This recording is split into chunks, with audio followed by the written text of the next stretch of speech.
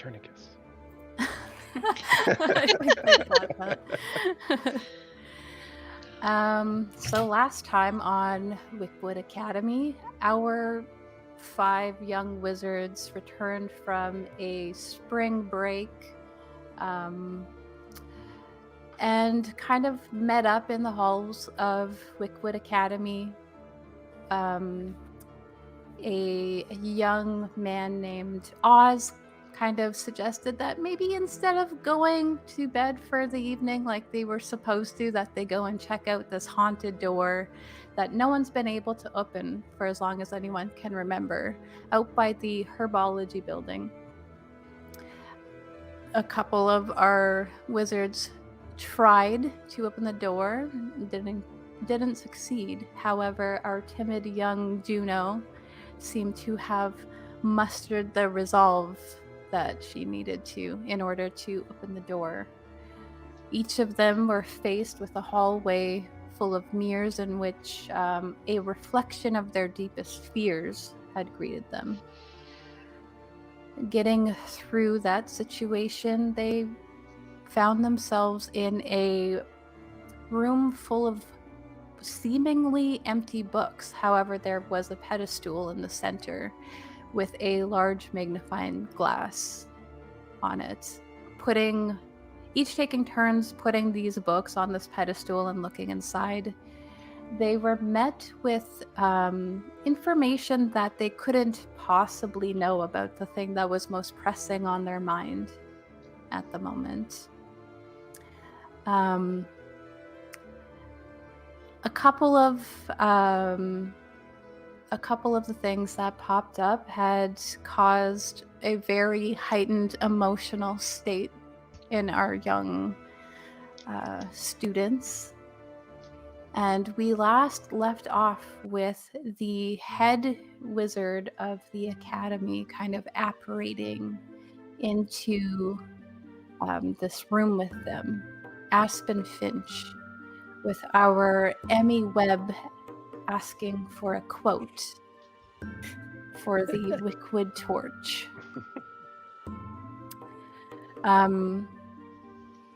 During this time, however, the familiars of Joey and Rev are a little bit at odds in that a particularly special item of Joey's has fallen out of Rev's bag. They are both trying to snatch it up first, and I'm going to need a flight roll from each of you.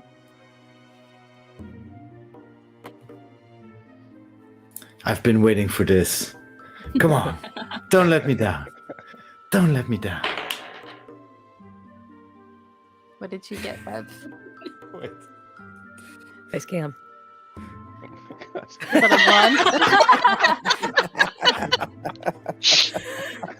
1? Perfect. That's not how that incantation goes, I don't think. Flight is my best skill.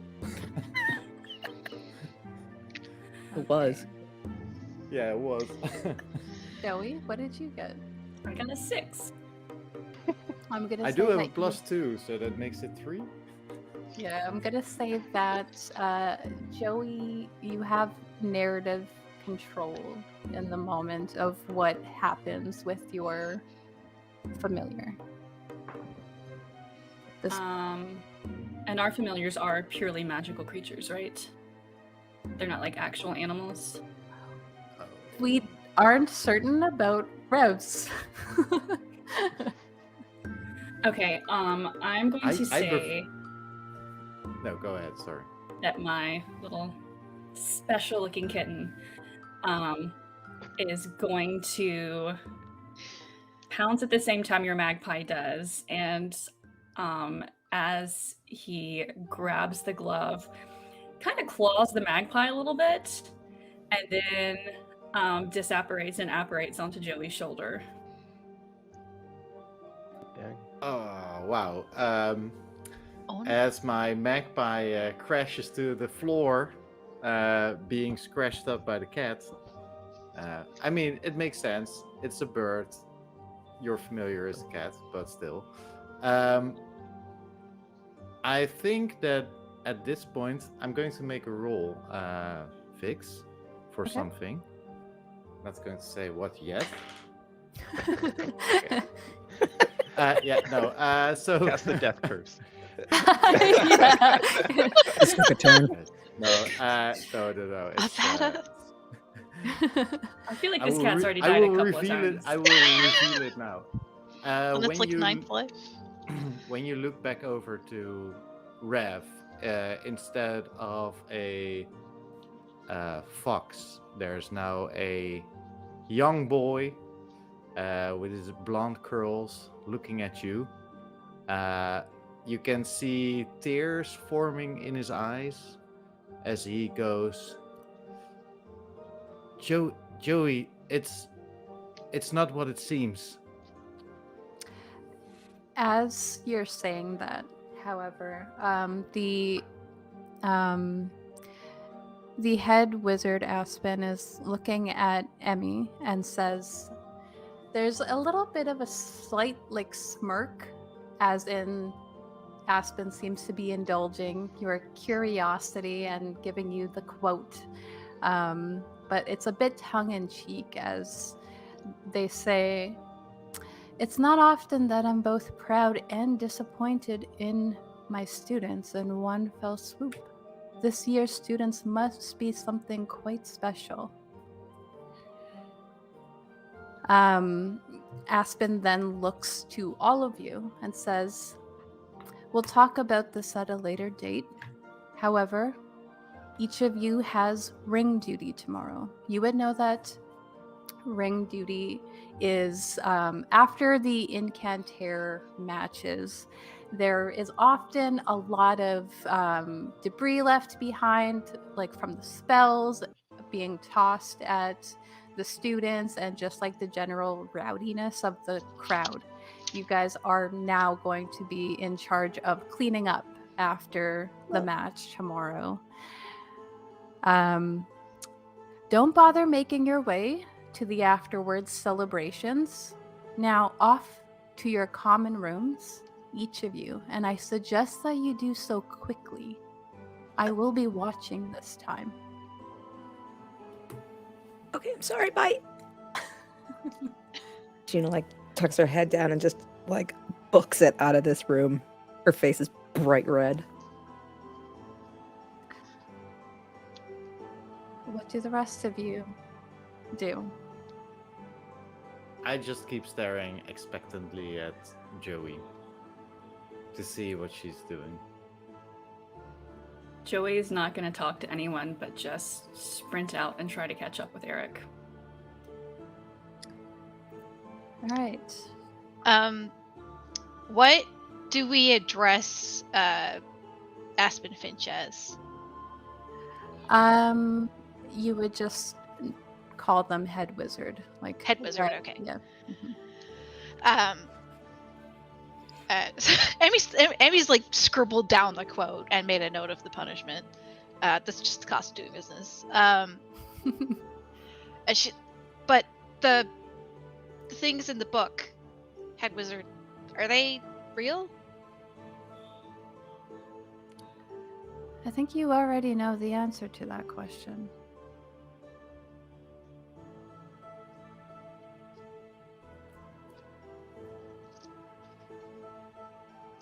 Right.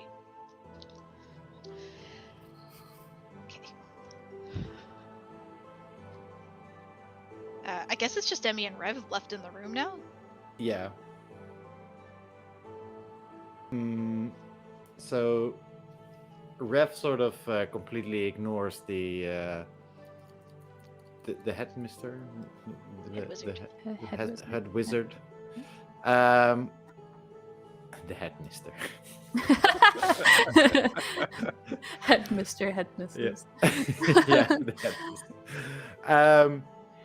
He actually he runs over to his magpie Vilgerta and scoops it off the ground and just carries it in his arms and sprints out the door, maybe hoping to catch up to Joey. If I still see her in the distance, then I will be shouting, "Wait, Joey, wait! I can explain." I'm gonna get Joey and Reb to make a flight check because Joey was also chasing after Eric, so you guys are all kind of like Like a Scooby Doo just popping in at Yeah. doors.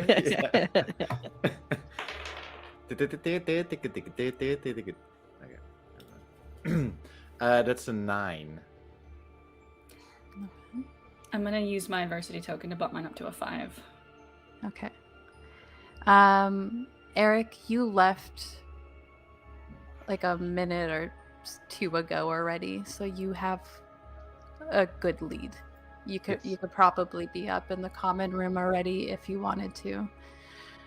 Actually, I am heading to a plaque that my father received for being top of his class. And I would like to obliterate it, please. Whoa. Okay. Riot! Okay. I am going to give you a DC for this. That's gonna be a 3, Eric Shaw! 4. Eric Shaw. Thanks for reminding me, B-Town. It's Do like, you- Eric. It's incantation for everything. You think that you've cast a spell before? Yeah, I would probably use my best, like precision strike that I've honed over years in the ring. Okay. Then I'm gonna get you to roll me I think it's fight. Seems like a good one Okay. for that.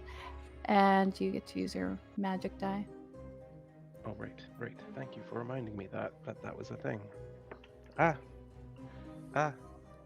Ooh. Okay. So that is. Wait. 6, 7, 8. 8. 8. Okay, so this is you passed that by quite a bit. Describe what happens when you obliterate this plaque. How does that look? So Eric is very adept at noticing weak points and exploiting them. And so based on the way this thing's constructed, he's looking at sort of this center point where the wood is twisted just enough that he's like, this will split it apart in a lot of pieces. And so he just punches right through it with a bolt of magic, and it just shatters and splits into thousands of pieces that all just scatter down the hall. Which is very empty at the moment, and so like the sound from it also just kind of echoes for a moment until you're kind of just left there on your own. And then he just kind of bangs his fist against the wall because it wasn't as satisfying as he needed it to be.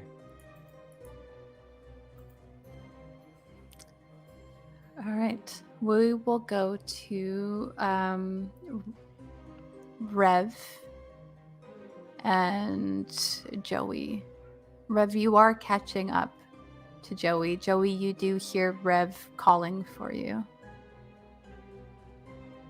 Joey, wait. I can explain. Wait, please. I will continue to ignore him until he actually catches up. Yeah, I keep running. So Yes, do so I you catch up? Yeah. I have short legs. I'm not as big or not as tall as Joey. But you're quick and nimble. It's Mhm. true. That is true. Okay, so when I catch up, you can hear me panting as I lean my hand against the wall.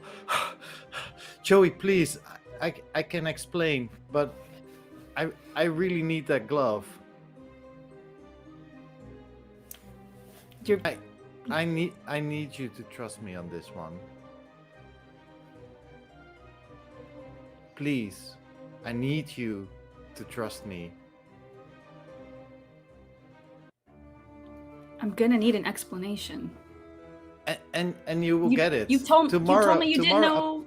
You told me you didn't know where it was. You lied to me. That is true, and I'm sorry for that, but I had to keep it a secret. I promise you everything will make sense tomorrow, but I really need that glove. Well, why can't it make sense today? It would ruin the surprise.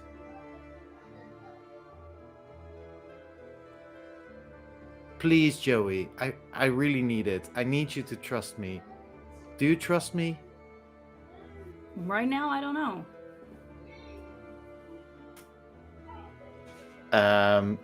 You can see that those words, the I don't know part, really hit him. As he as tears start coming from his eyes. You know, I don't know what's going on with you and Eric. Honestly, I don't care. You two don't have to like each other for me to be friends with. It's not about Eric. It's not about Eric. This is about you. This is for you. This was all for you, I promise. But I need that glove. Can you trust me?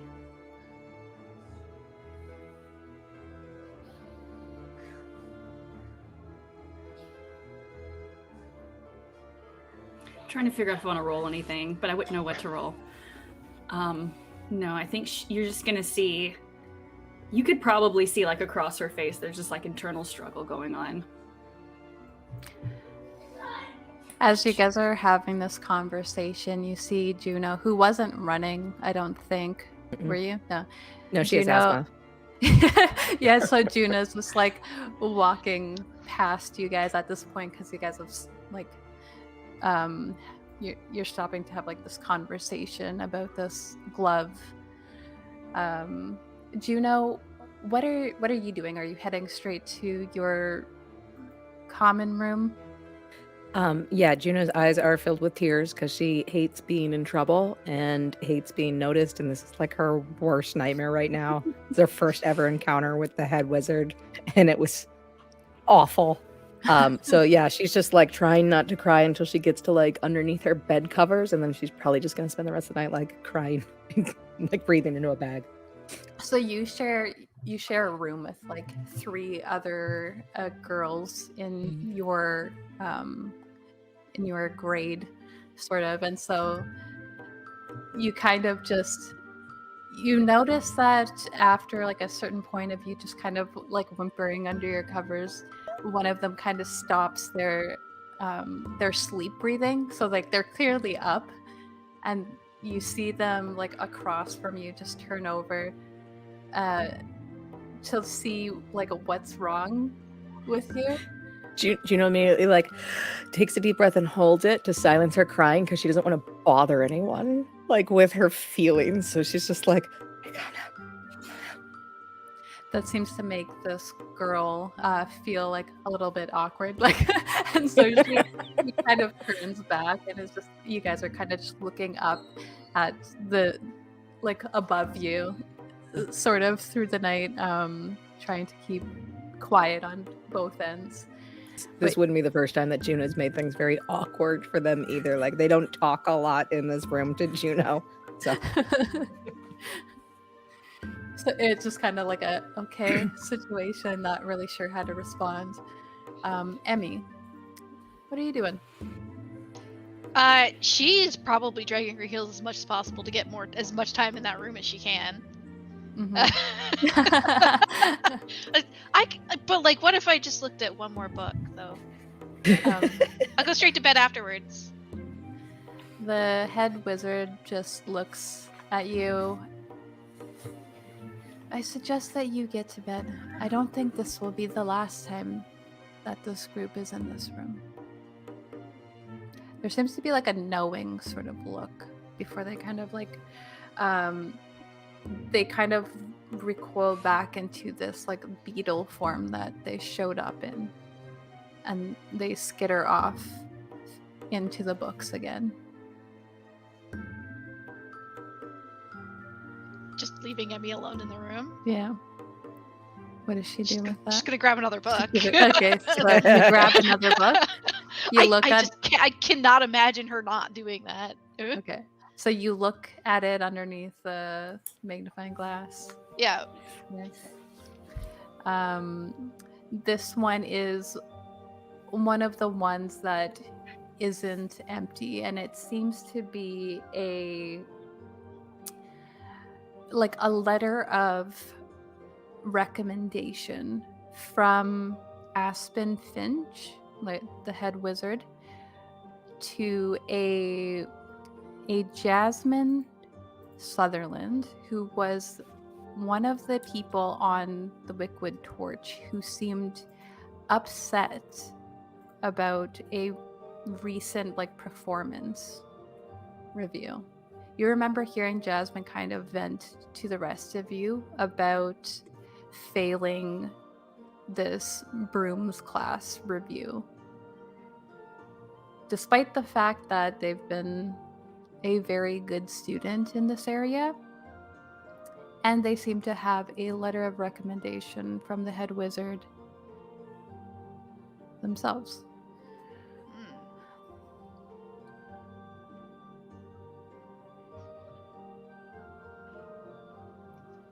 How does that compare to the list of rules we found earlier about how people get chosen for this council? This would be a requirement to get onto the council, or not really a requirement, but like a beneficial thing. Right. They would be more likely to, and you now know that Jasmine's off track of being put up for this position once she graduates. Yeah.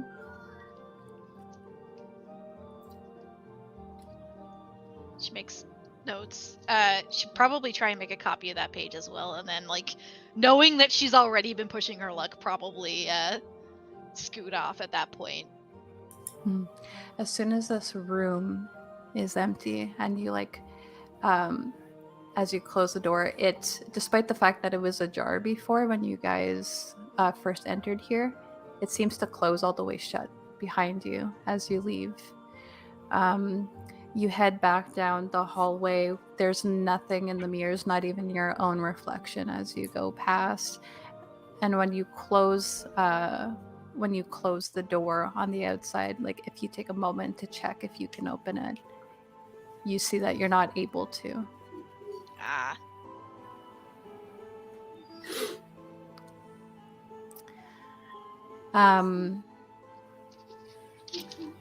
I'm going to let Joey and Rev kind of resolve this situation, and then you guys can tell me how you get to bed for the evening, if you're able to sleep at all. I'm gonna stare down I'm Joey. Wow, I'm gonna stare down Rev. Cast There's the a mirror spell. here suddenly. I'm gonna stare down Rev and hold it just threateningly, almost, the glove. First thing tomorrow, and if you mess it up in any way, I will never forgive you. She'll hand it over. He was already crying, but if he wasn't, you would see tears start forming in his eyes because he's so happy. You can see that he's genuinely glad that you decide to trust him in this moment. It obviously means a lot to him that you do. And as I take the glove, you won't regret it. First thing in the morning. Thank you, Joey. Really, you won't regret it. And now I have to take care of my magpie. And I run off towards... I don't know, is there maybe a med room or something where you can take your wounded familiars? Or do we know a spell that I can do it myself? I don't know if healing is... You can know a minor like healing spell for sure, just Okay. something And to I will kind say, the cat wasn't trying to like do a lot of damage, more just like Yeah, push it In away. anger, No, I yeah. understand. It's that's why I'm not making a bigger deal out of it than... gotcha.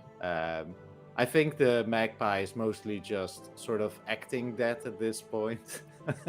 It's like stiff in his arm. It's just like, Oh, you better give me a bunch of treats. Ah. Yeah. So yeah. Well, then I'll just go to my room and heal the magpie. Okay. Can you give me a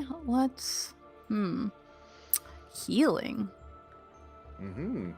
What could that be? Let's say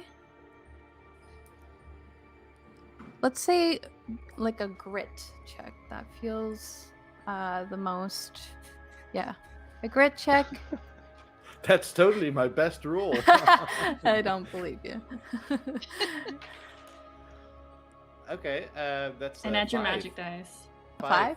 out of 6. Oh, Oh, I yeah, can add you my get a magic D4. die. Yeah. That's a 4, so that's a 9 in total. Yeah, That's actually that's not bad. your magpie just kind of like ruffles its feathers and just kind of walks like before it was maybe like acting it up, just like there was like a limp in the leg when it tried to walk, Oh, and for it's sure, now for fine. sure. Yeah. Okay.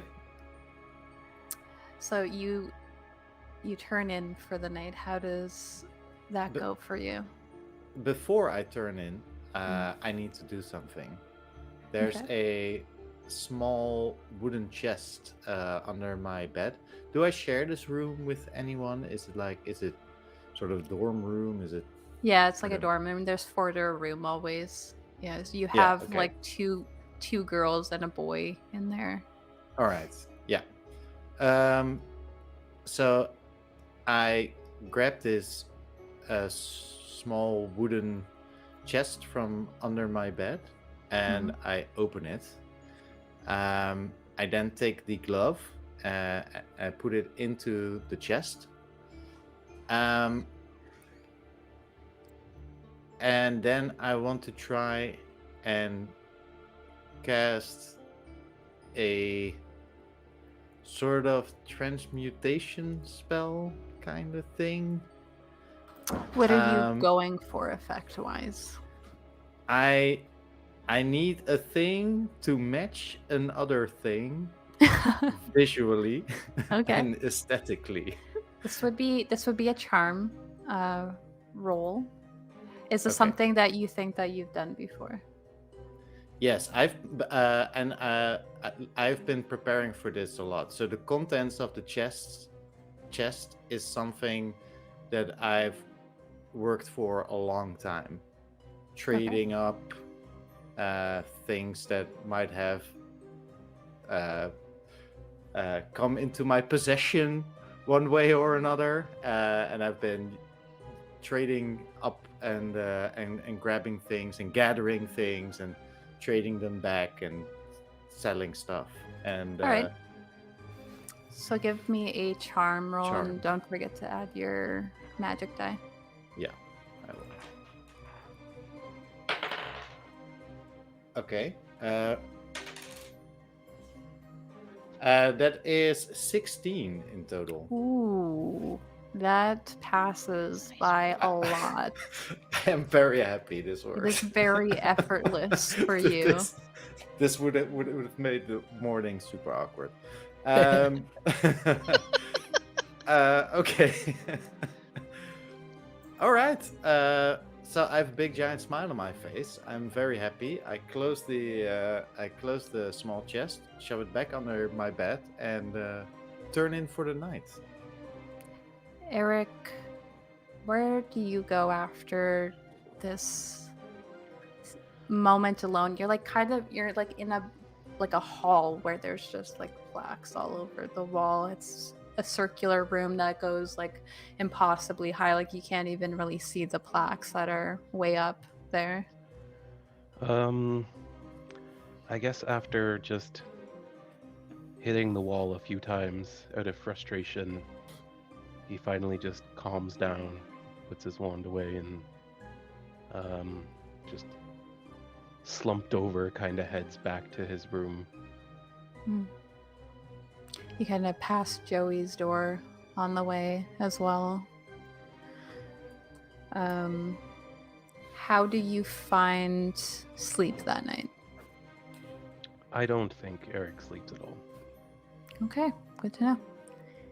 And Joey. he sorry. let me. Probably twice or three times, maybe throughout the night, he gets up and like starts packing his things, and then stops halfway in and unpacks. Is this an unusual sort of expression of Eric's emotional state? Yeah, this is definitely the first time he's done this. Then one of your like roommates just kind of seems a little bit disturbed by like the noise and stuff in the room, turns over and just like is watching you, like a very bleary-eyed sort of look for a moment, but then seems to like pick up on the fact that you're distressed and just like lays back down and is like kind of busy tomorrow, but like if you want to talk about it sometime, and just trails off. No, I don't want to talk. Okay, dude. Just kind of turns over, leaves you to it for the night. Joey. I was actually going to say, I was going to check Eric's room to see if he's already back when I get to the common room, and if not, I was going to wait for him to get back. Did you go straight to your room after? Yeah. Okay. So Eric had a bit of a head start on you going that way, and you did stop to talk to Rev. I would say then that Eric, you make your way back to the common room first. However, Joey, you kind of see down the hall, like just the trying to close the door quietly as he enters into his bedroom. You see that door shut. What do you do with that? I am going to go stand on the other side of the door, and since it's pretty late at this point, right? Yes. I'm just gonna let my cat poof in to the other side of the door. And I have Psychic Link, so he and I can communicate, and I'm gonna send him to try to go get Eric for me. All right. Eric, you're in the middle of like packing for like the third time or something like that. Or the first time maybe, I don't know. You see Joey's cat.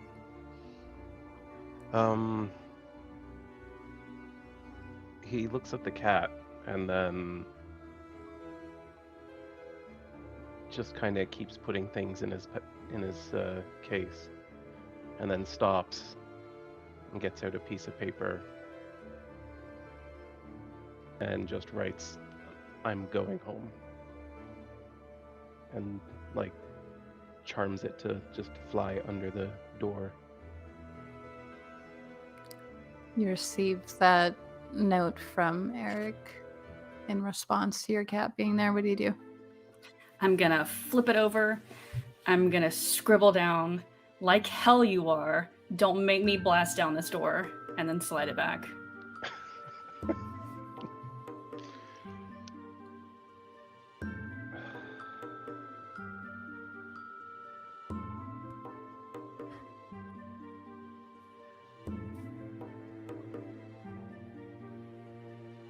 Meanwhile, the cat is just like staring you down with its butt. Really trying to figure out, emotionally damaged as he is, how is Eric in this moment responding to something like that?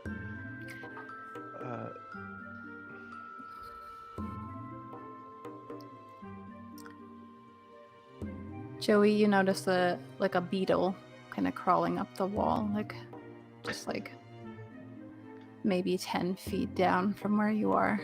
Would I make that connection? I know I was kind of distracted when the beetle first showed up.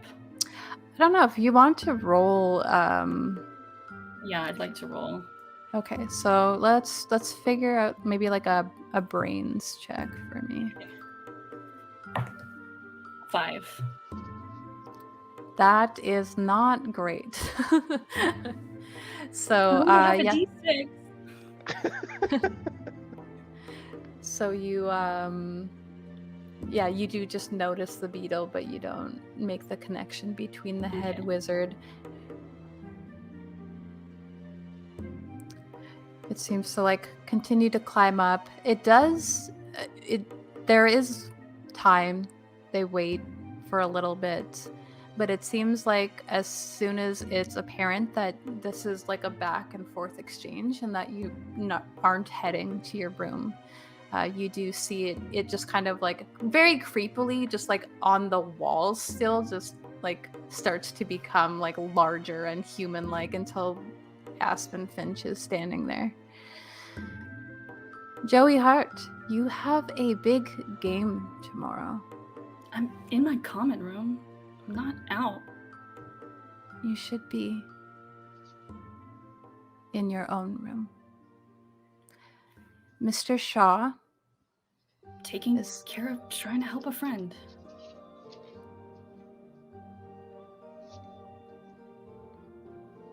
But don't like to go to sleep with something unresolved. I need to check on my friend. I think you have much to resolve beyond this.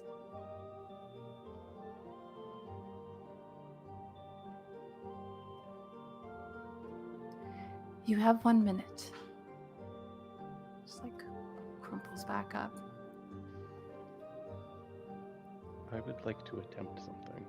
Okay, what do you want to attempt?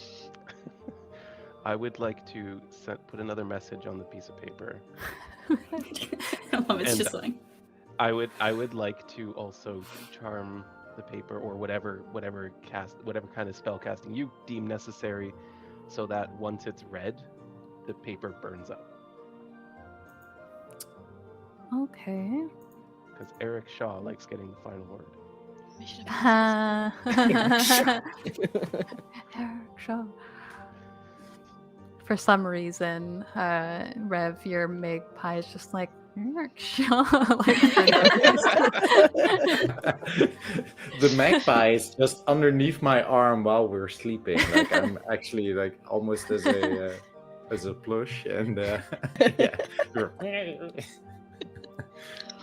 Okay, so I am going to say that this is a I feel like it's a charm, but I keep relying on charm here. It could be brains if it's a complicated spell to work out. Okay. There is a 2-part to this, so yeah, let's go with brains, and I will get your DC for you.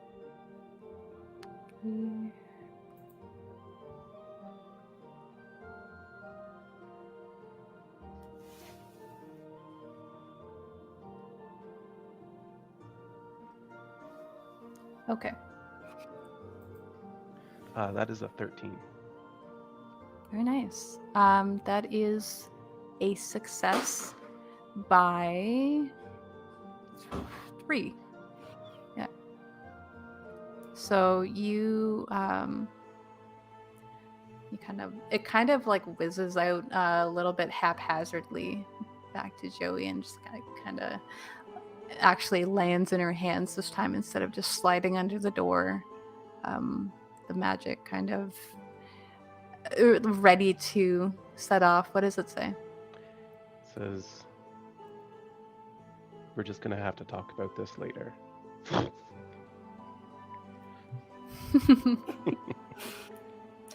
Joey is gonna send one final note before going to her room. She pulls out it's probably a crumpled up old detention slip from the beginning of the semester out of her bag, and on the back of it she's just gonna write, "I'm sorry," and slide it under the door, and then go to her room.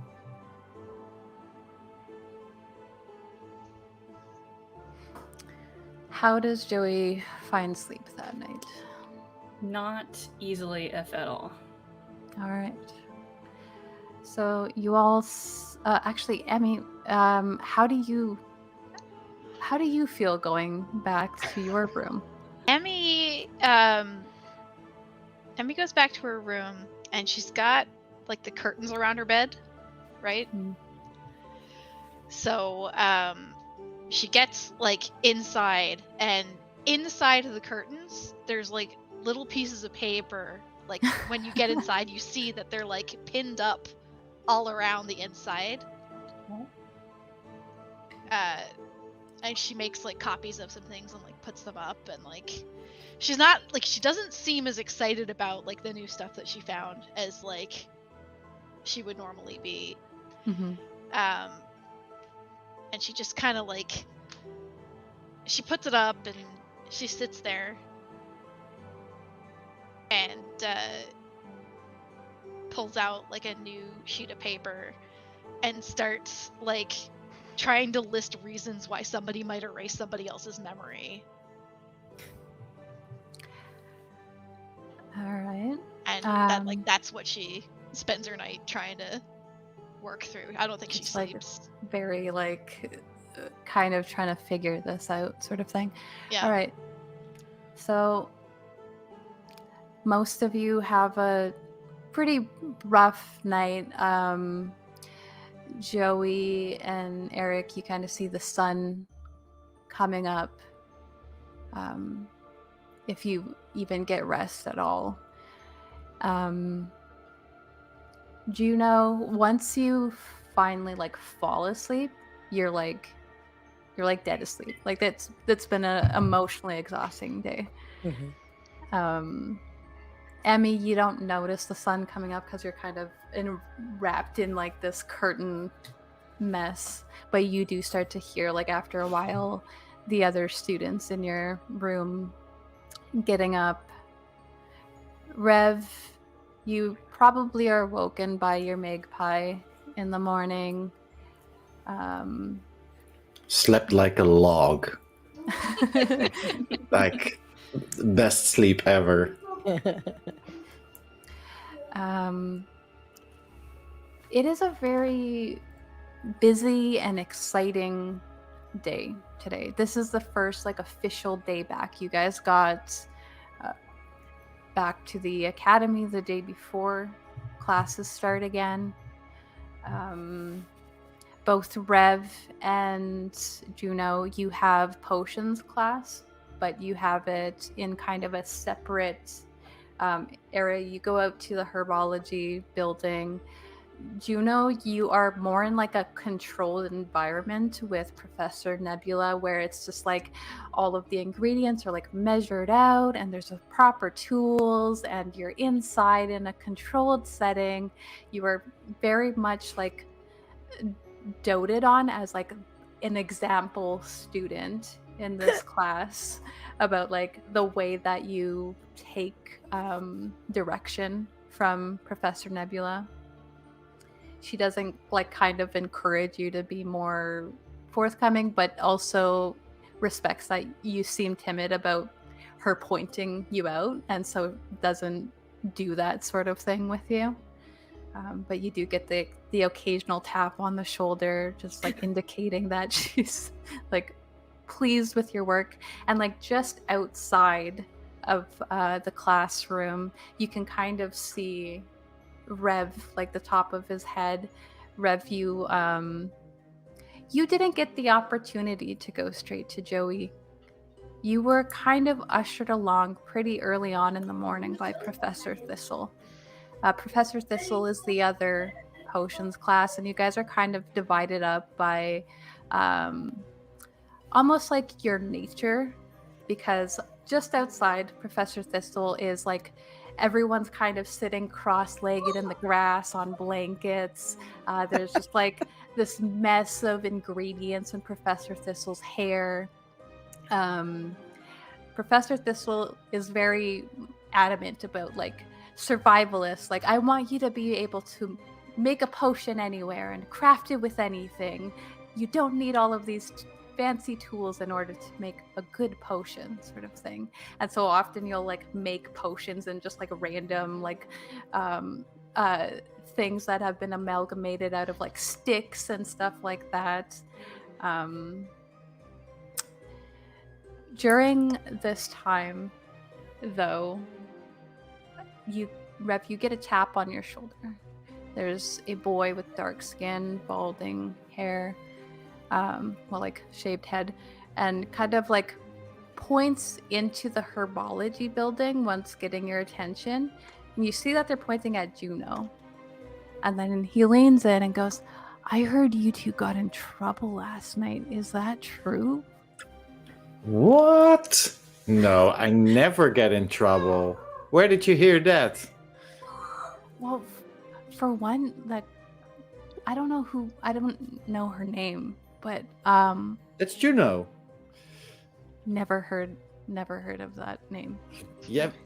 Oh, you better remember it. She's awesome. She's going to be she's one of the most popular kids in school. How can't you know Juno's name? Can you roll a charm check for me? Oh, sure. That's a 3 + 2 for 5. There's like a moment of this kid just seeming like maybe I'm like the wrong. You the are. wrong here. You are. I gotta go. And he just like gathers up his things, and you see that he's first like backing away from the class, and Professor Thistle doesn't even seem to really care or notice. She's in her own like kind of vibe with what she's doing. But you see that this kid like backs up and then goes like around and like ducks into the herbology building to join the other class. Juno, you see this happen as well, that somebody just kind of slips in. You haven't seen this kid in here before, but you might have seen them outside because there's like a big window that is always overlooking the other class. They kind of sidle into you're kind of at a table doing your potion stuff, and they are opposite of you, and they're just kind of like set up this thing, and you see that they're just staring at you like the throughout the class. You hold there. Okay. I want to send Vilgerta after the boy. Okay. So my magpie is somewhere up in the rafters or whatever, just staring down at the. You're watching? Okay. Yeah, I'm watching. Okay. Yeah, as soon as Juno notices that she's being noticed, like this is her happy place, and like she's got her hamster kind of on her table next to her, and it's not vibrating now, like it's very chill, and it's kind of like curled up taking a nap, and she's just like measuring things that make sense, and they're mathematical, and like there's no feelings involved. It's all orderly, and she realizes she's being looked at.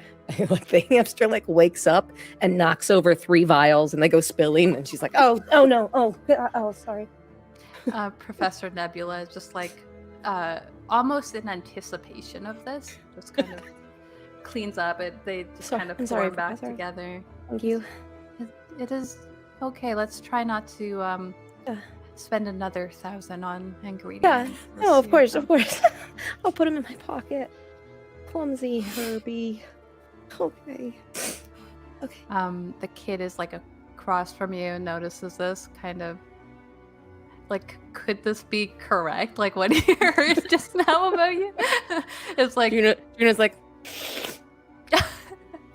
you're Juno. oh, okay. Is that no? I mean, yeah, no, you are. I mean, yeah, no. Hey, hi. And she spills another thing. I'm sorry. She just puts her hands like in her lap. Hi. I don't know your name. I'm sorry. Oh. He just kind of like seems to realize like how awkward he's being, and kind of like sidles over to you, and like extends his hand towards you. So, Fink Ferris. She goes to like fist bump it. It's wrong. Yeah, So she goes for it's a like- handshake as he goes it's to like fist that. bump. Yeah. And then she just like shakes his fist. Hey. Yeah. I'm Juno Rhodes. Oh. Yeah, Rev was just telling me about you. Apparently you're very well known in the school. I didn't. I hope not. Yeah, Oh, no, Rev's, okay. he's really nice. No, he's yeah. No, I'm not. Are you? Am I what? Are you well known in this school? I mean, I try to keep out of trouble. That's all. I don't want to bother anybody. I guess I try not to be as well, but Yeah. my friend Polly though is pretty well known in the school. Oh, okay. Cool. Yeah, I have a friend too.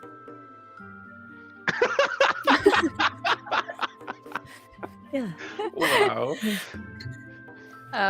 He kind of seems actually a little bit charmed by your nervousness, and he thinks like there's something here he's not getting, and so he's just like, it's like anyway, I just, he kind of like slips out a little vial from his robes and like kind of subtly like slips it over in front of you on the table and says, "But if you could like put in a good word for us, we have some new stuff. People know what it means." Okay. Is that an ingredient? Or what is? Oh no, it's a finished product. You take the whole thing. It's Okay, pretty for- good. Or what? For like if you're feeling nervous. Really? Really? Oh my god. Oh. Juno's like, I don't. Is this? Are we allowed to have this? Is this like what you get from the healer, like the school healer? I'd say it's kind of better than that, but I wouldn't. Oh. It's really expensive, so I wouldn't tell the teachers that we're using Oh, okay. that. Yeah. Yeah. Do you want this back? She puts it in her pocket. Oh, no, but you can come and find me and tell me how it went if you do try it. It's like safe, right? Like it's like, Oh yeah, totally. Yeah. He Okay. just kind of is like, all right, well, have fun with that, and just goes back to creating potions across from you. And you do notice, like, as you spend this time, like, kind of silently working next to this boy, he seems very competent, very skilled, knows what everything does. Also gets a little bit of attention from Professor Nebula about it as well. However, we're gonna go to a classroom just inside down the hall.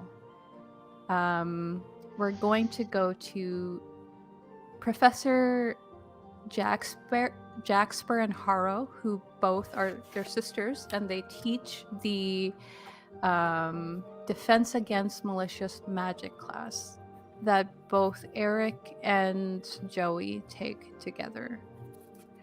Joey, you were expecting Rev, but you do kind of get that this morning is kind of a crazy morning. Everyone is expected to be in class because the whole afternoon is going to be taken up by the big Incantre game. Do you guys show up to your class this morning?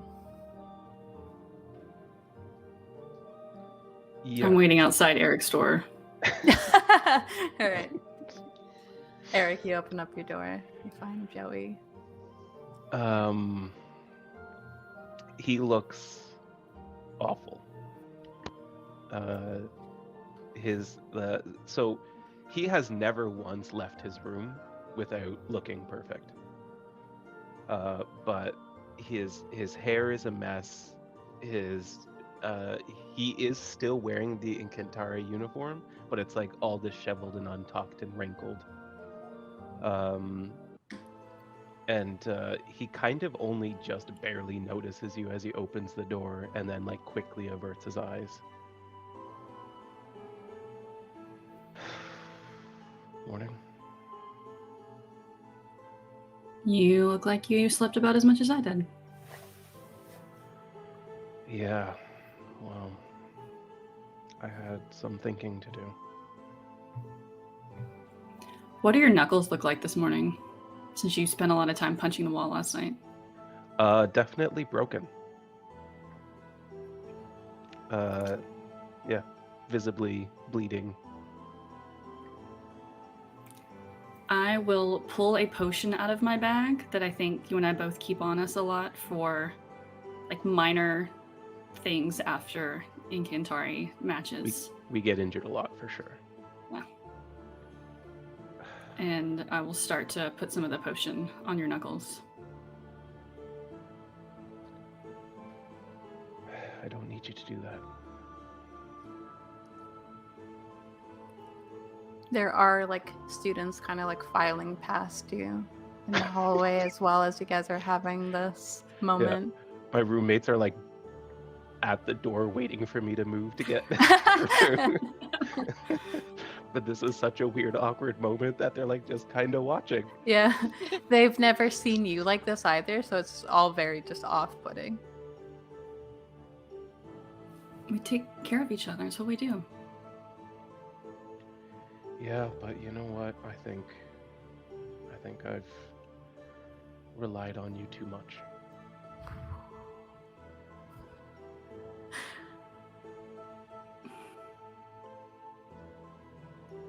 I didn't mean for anything to change. I know. I'm sorry. It seemed different. It is.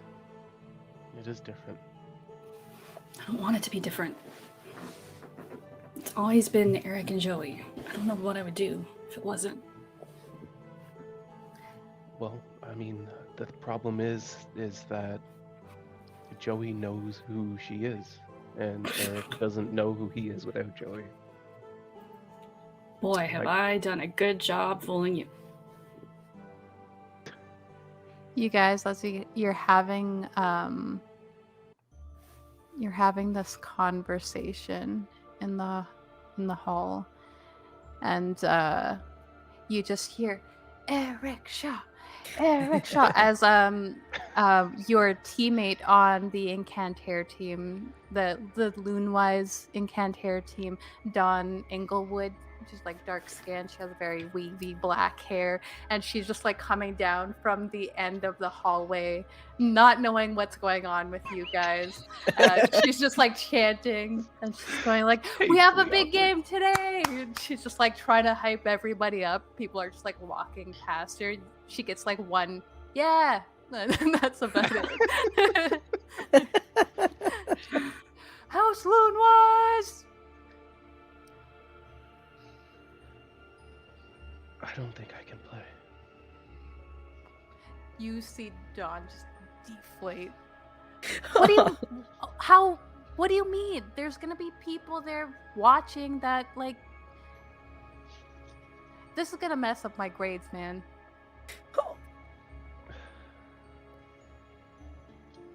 I just don't know what to do. I don't know who I am, and I am starting to realize that I don't like who everyone thinks I am, and I don't like who I actually am even more. Oh, I walked into something. Yeah, we'll catch up with you in a minute. Okay. She goes. Loonwise. Yeah, she goes. Dawn Inglewood. Inglewood. She's like, she doesn't know if she wants to shout Eric now.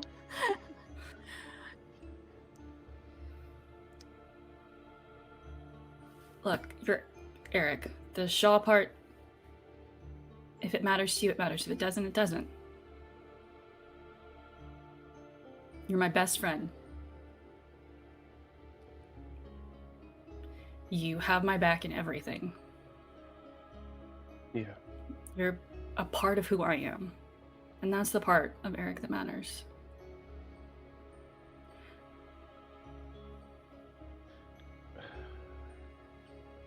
But I've been an asshole to you, to Rev, and to Emmy. All because I thought that I was supposed to be someone that I'm not.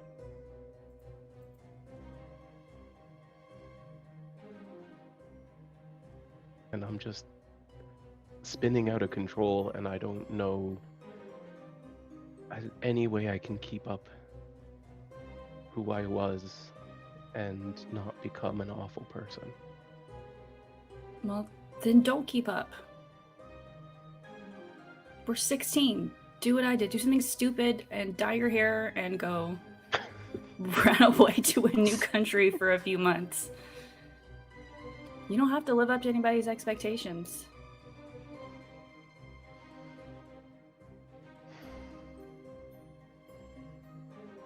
I mean, I admit most of what I did was to piss my parents off with dyeing my hair and getting an extra nose piercing, but fuck You expectations. had the courage to do that.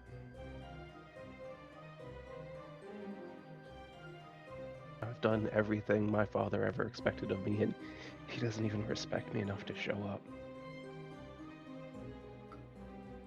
No offense, it's your dad's an asshole. Yeah, I know.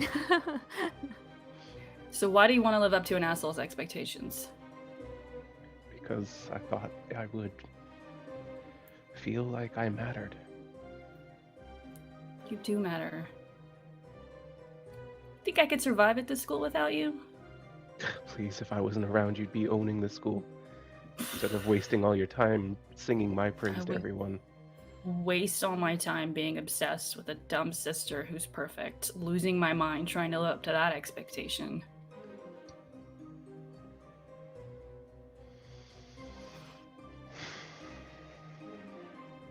All right. Well, You then I help me guess be we're both brave. broken. That's where I get my courage from.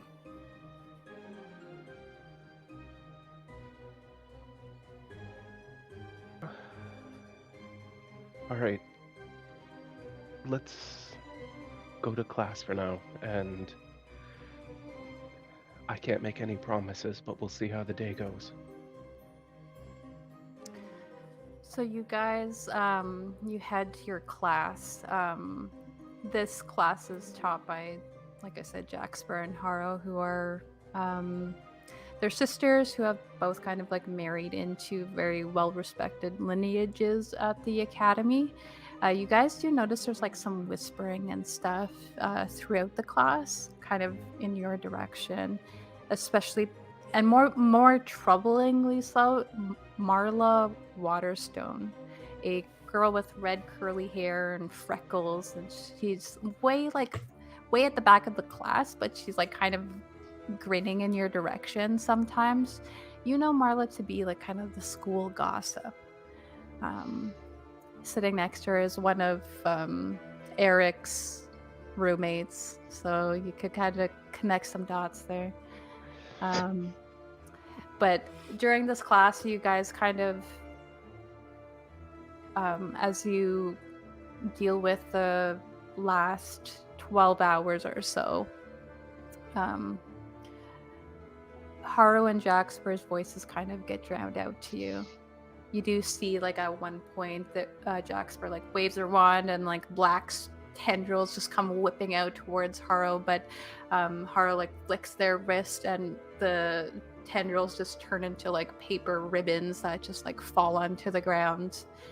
And you hear, like, a collective murmuring of joy that ripples through the students as they learn these practical application spells. We're gonna go down several flights of stairs at the back of the academy in what used to be a storage closet. We see a sign that says Wickwood Torch, Wake Up Wickwood Division. Inside, there's only the sound of, like, muttering and typing on typewriters and the occasional ding. As Emmy and another student, Jasper Grunch, a very tall, lanky third-year boy with short blonde hair, is sitting, like, working away at his story very fervently. Emmy, what are you working on this morning, and what are you currently up to? I think normally she'd be like writing up the story of like, hey, we got through the mystery door.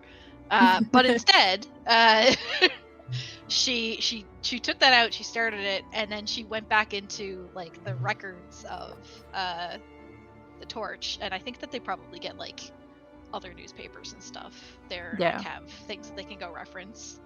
Mhm. So she's in the reference files, and she's trying to figure out if Mr. Shaw has anything to do with the alumni council, or what his politics are, because she's like, was he trying to protect somebody? Like, was he too close? Like that's like that's what where her head is at, right? Uh-huh. I would like you to roll a brains check for me. Brains is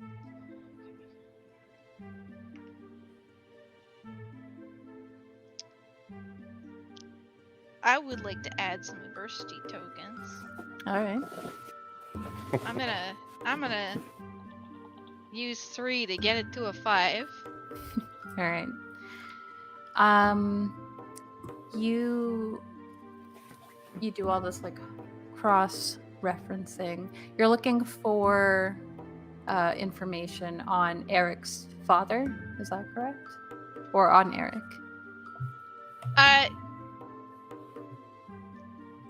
I mean, if she sees the name Shaw, she's gonna look into it, right? So I guess both. Okay. So you don't find anything on Eric. You do see that like Eric's father does a lot of like donating big things to the school to like improve it and stuff like that, and has a lot of sway, but isn't on any official council here. He's way higher up in like the ministry, which is a further step up from the alumni council.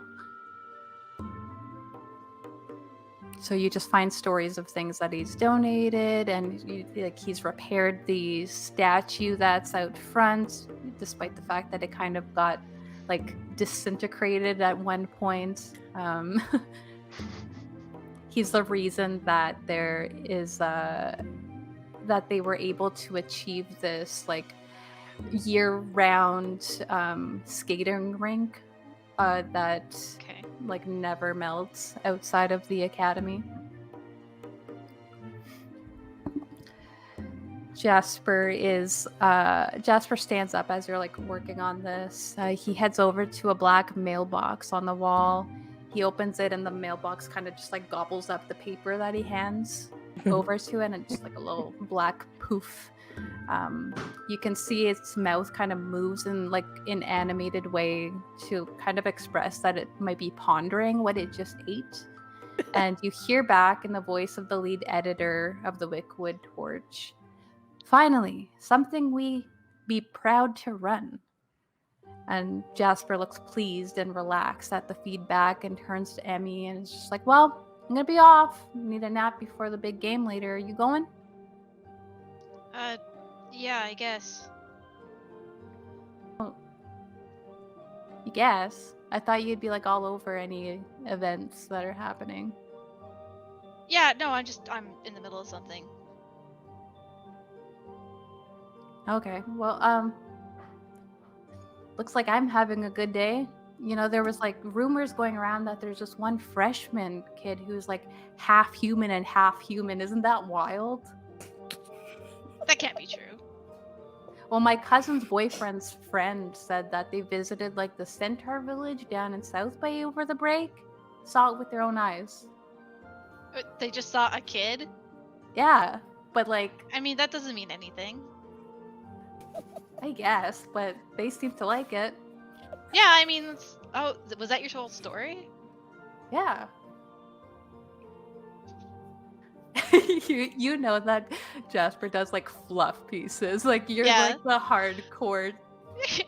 Like Emmy's like, you don't have any proof. Like, But they saw it.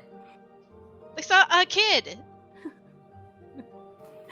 Okay, Like, all right. Well, that's listen, Jasper. Like, I'm happy for you. That's good.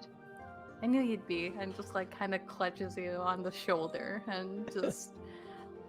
Yeah. Hey, you don't know how to undo a memory spell by any chance, do you? Hypothetically. Memory spell. Aren't those against the rules? Yeah, but like just hypothetically, if you thought maybe somebody had been. Well, that seems like. Do you take the defense against malicious magic? I know somebody who does. Or maybe ask them about it. Maybe. Yeah, thanks. Alright, see you later. Emmy, you kind of just get left to this is kind of your free period, but it's like an extracurricular thing for you. Yeah. So you kind of get about another hour or so here before it's time to like move on to your actual next class for the day.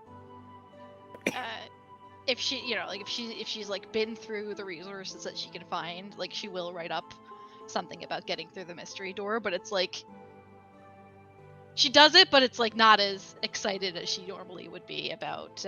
She doesn't say. She talks about opening the door.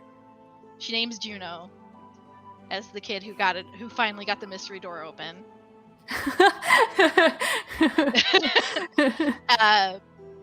And like the idea, like the hallway that like seemed to like give independent, scary, like experiences to everybody who went up it. And about the room itself, she just says like there's a room with like books that like seem to like show something that has to do like with the person itself who like pulls the book. I don't think she like she's not quite as callous as to like name everybody's like personal shit that got like yeah. But she does say like like she kind of says, recounts the experience of that they had. Yeah. And she includes the quote, of course, she got from the head wizard. Okay, so you do you type that all up and hand it in? Yeah. So you open up the mailbox and it kind of gobbles it up. It's mulls it over for longer than usual. Usually you're quick to get a response like, no, we need more concrete evidence sort of thing. I think that's why she was like a little bit upset that like Jasper can just hand something in. Like, yeah. I heard a kid say that they saw a kid at the Centaur camp, and that means that they're a half man. yeah.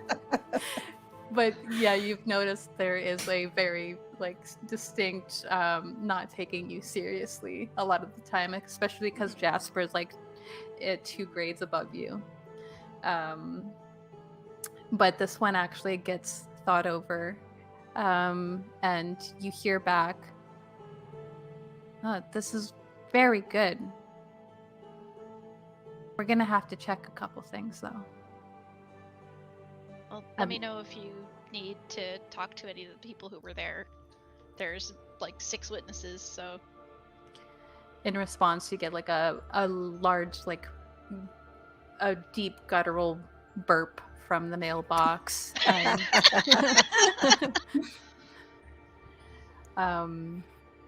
So you guys spend your mornings going to your classes and stuff until about midway through the day, where you would know to go to the Incantre Coliseum in the school. The meals would be getting served kind of like if you've ever been to medieval times, where it's just like there's rows of seating and there's also like tables in front of you. You get served. That's like a whole event that most of the school is expected to come to. You have like kids from the luminology class just like creating dazzling like displays of lights to warm up the crowd a bit. In the center is a platform that is raised up out of the ground. It's circular. There's like 3 rings. You start at the center ring, and the point is to like get your opponents out of these rings, or like push them off to the edge and gain the high ground on them. It is getting packed in here. But all of the Incantre teams kind of have their own section of the school where they get ready for their matches. Rev, I'm going to say if you would like to try to catch up with Joey before her match, you can do so. But we will Yes. do that after we come back from a quick break. Hello, welcome back. We are about to get into the main event of this this 2-part game, though right before the Incantre match, Rev, you're able to go to like essentially it's like changing rooms almost, but there is like a area where you could just enter. You'd probably have to knock, but you see that the Loonwise symbol is outside one of the door, indicating that that's the Loonwise team exchange room. You would know that the match probably doesn't start for another 20 minutes or so. Everyone else is filing into the Coliseum. What do you do? I carry a wooden case underneath my arm as I knock on the door and politely wait for a change. Joey and Eric, and also your teammate whose name I lost. Dawn Inglewood. Dawn. On Inglewood. Yeah. Dawn Inglewood. There's a small like common room where like there's lockers and stuff. You guys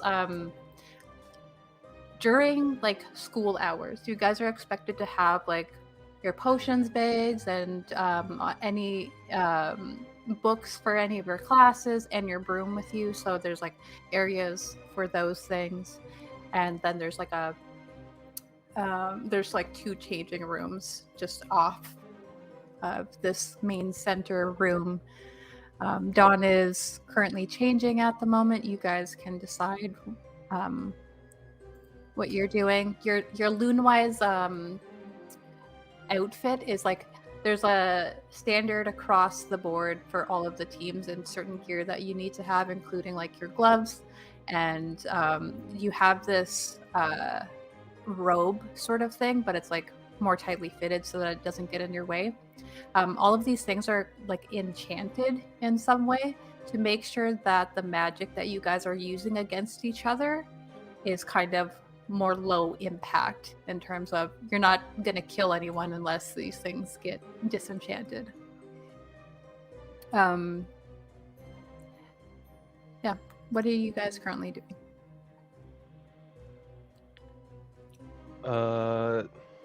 I'll go answer since I still okay, haven't seen thank you. Rev. I was almost like, I was about to just enter. Okay, so you open the door then. Mm-hmm. I step inside. Seem a bit Cutting it kind of close. nervous. I'm sorry. I really meant to be there this morning, but here, and I give you back your glove. It seems untouched, as it were. It's your glove. And I walk over to a table or desk or whatever is nearest and put the wooden case on top of the desk. Joey, I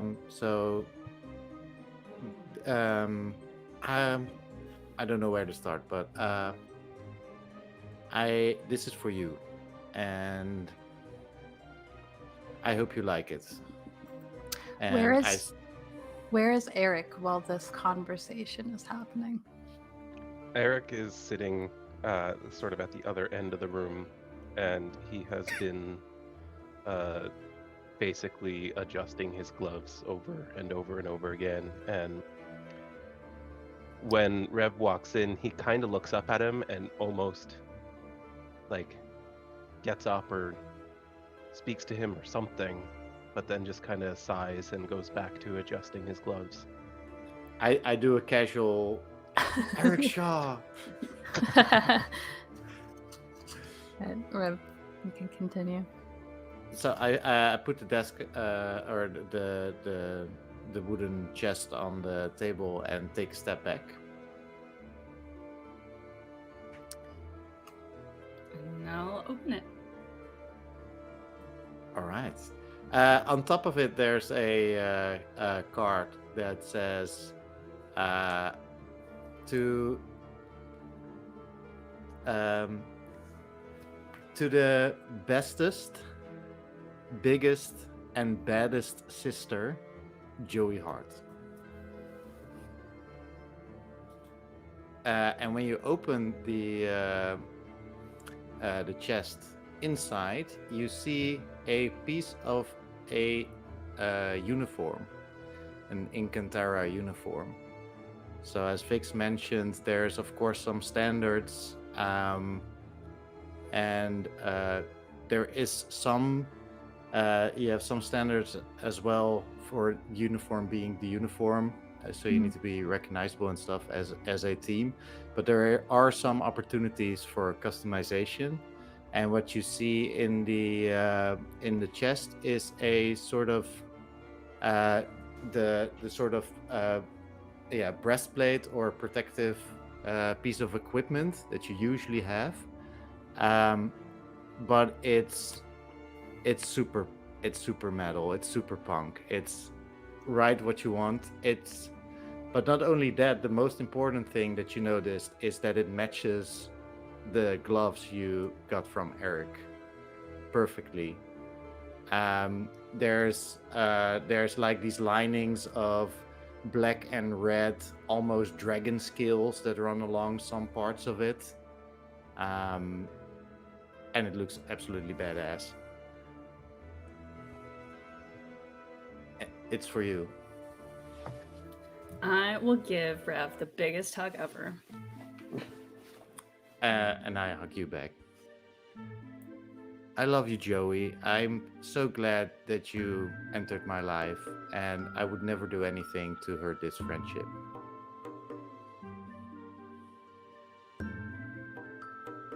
Joey's not great with words and feelings, so she's not gonna say anything back. Just hug you a little tighter, and then turn to show Eric the matching parts of the uniform that match the gloves. It's really good work. Looks great. Thanks, Eric. So, well, you guys have a game to win, right? You Eric? see Dawn just like busts out of the changing room. Hell yeah, we have a game to win! And she's like clapping, then she just sees there's like some sort of weird feeling in the air, and it's just like, I forgot my, and she just like goes back into Poor the changing Dawn. room. I know. You know, there's a couple things I have to do first. I need a minute. And he gets up and he like runs towards the door, and then he stops like halfway and just grabs Reb at the sleeve and tries to pull him with him into the corridor. Oh, okay. I walk with you. He takes him out into the hallway and closes the door. And he just kind of like holds him out in front of him. And he goes, "You're kind of a weird guy." I But get that a lot. but you're a good guy, and I treated you like an asshole. And I knew you were better than the way I was treating you. And I'm sorry that I'm a piece of shit. It's okay, Eric. Eric, you're not a piece of shit.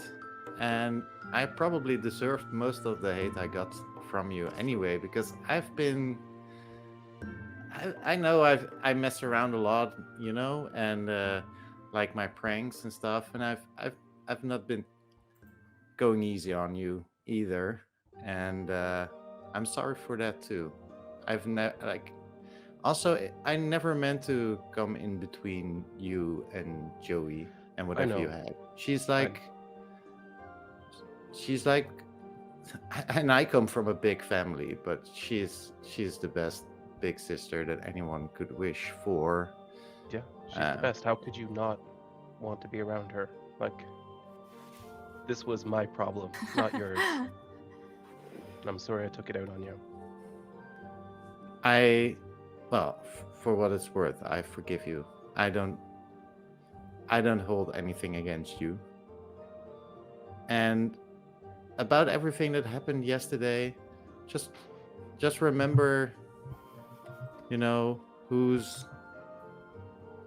are really important to you, and to who you are important. I'm sorry. It's okay. I'm just in the middle of a dramatic scene here. That's One of our totally players fine. derailed me a little bit. It's fine. Yeah, that's totally fine.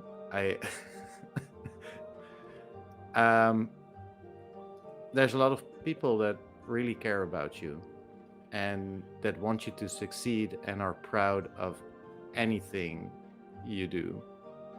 And you should go on that field today and kick some serious ass, because that's what you do. You're Eric Shaw. And you can hear Filchetta on his shoulder go, Eric Shaw! During For the this first time, non-mockingly. Aw. During this time, though, you also hear a very familiar voice. You hear Eric Shaw. And you look off to the side and you see that the head wizard is standing, watching this conversation. I didn't get a chance to speak to you. Who last is this night. guy?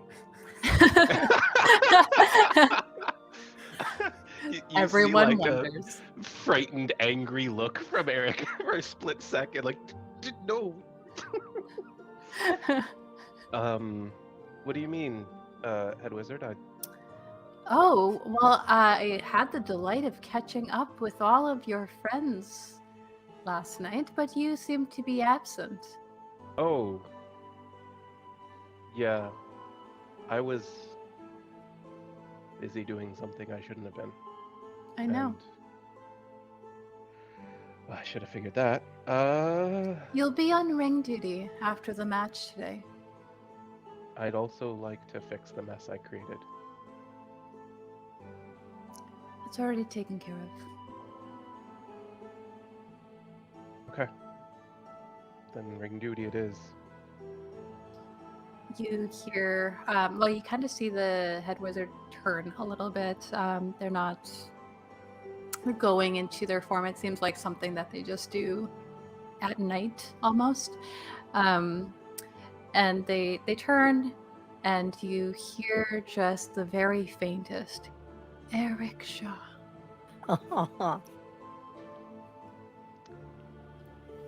I've got one more mess to clean up though, before I can stand in front of people and act like some sort of hero. You would know. Ring duty means that you guys will all be together right after the match as well.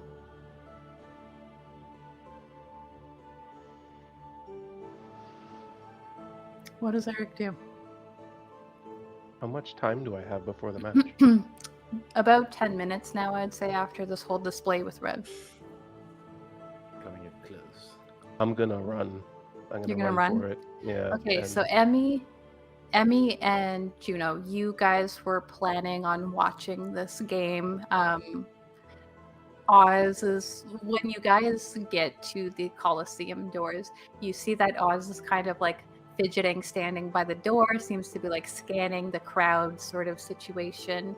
He's holding his wand, like kind of fiddling with it in his hand. You see his wand is like this really cool black looking wood that's like gnarled and stuff, but then woven in like in the center and you peeking out a little bit, you just see this like burst of pink, and it just seems like he's kind of trying to position it so that it doesn't show at any given time.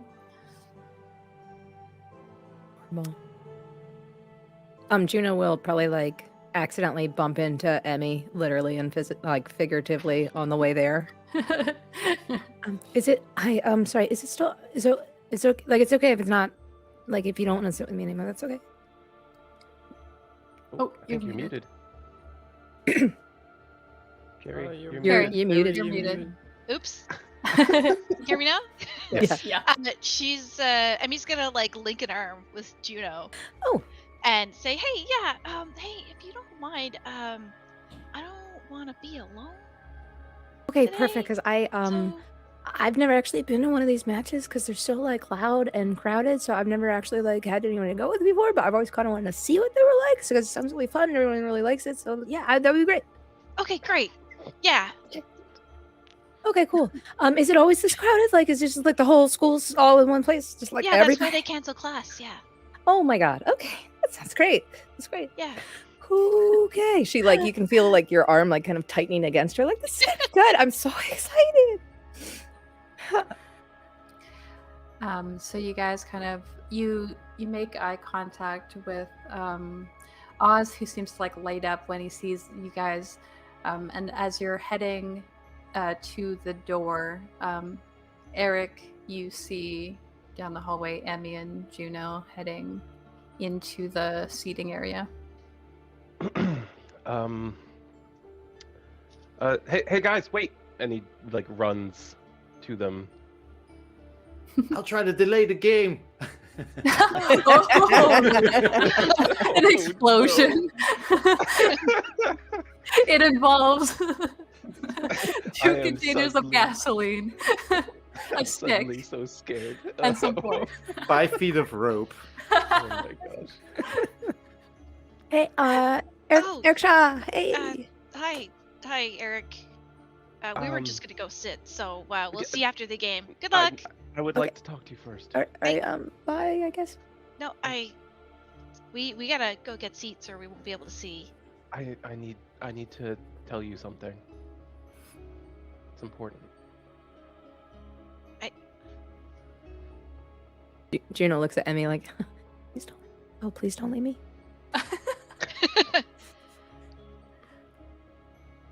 Okay. I haven't been a good friend. I have done something unforgivable and lied to you about it. And I convinced myself that I did it for you, and I did it because I was feeling desperate and needy.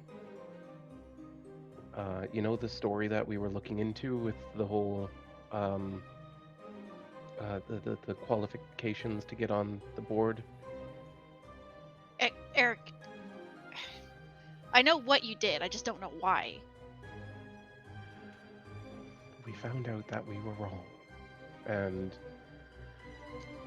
when you found out, I don't know, you seemed so broken by it.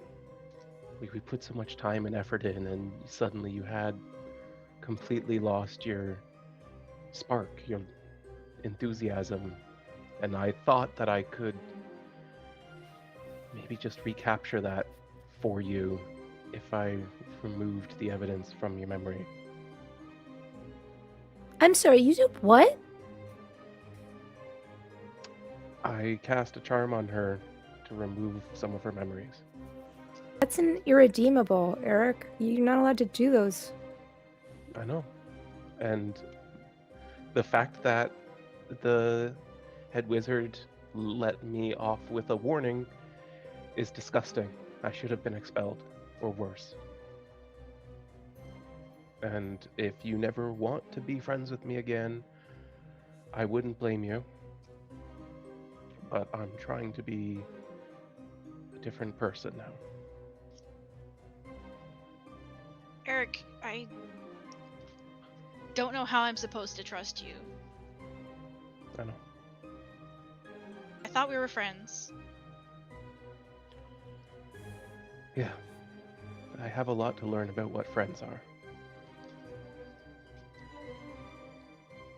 Listen, we're gonna be stuck together afterwards. We can figure stuff out then. That would be great. And, you know, I'll accept whatever you want to decide. I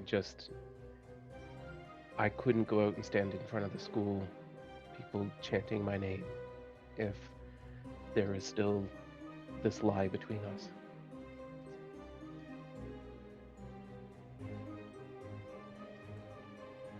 Well, I can't tell you I forgive you, so I'm not sure what you're looking for. I just wanted to make sure that you know that I am sorry. That's all I can do, because I know I hurt you.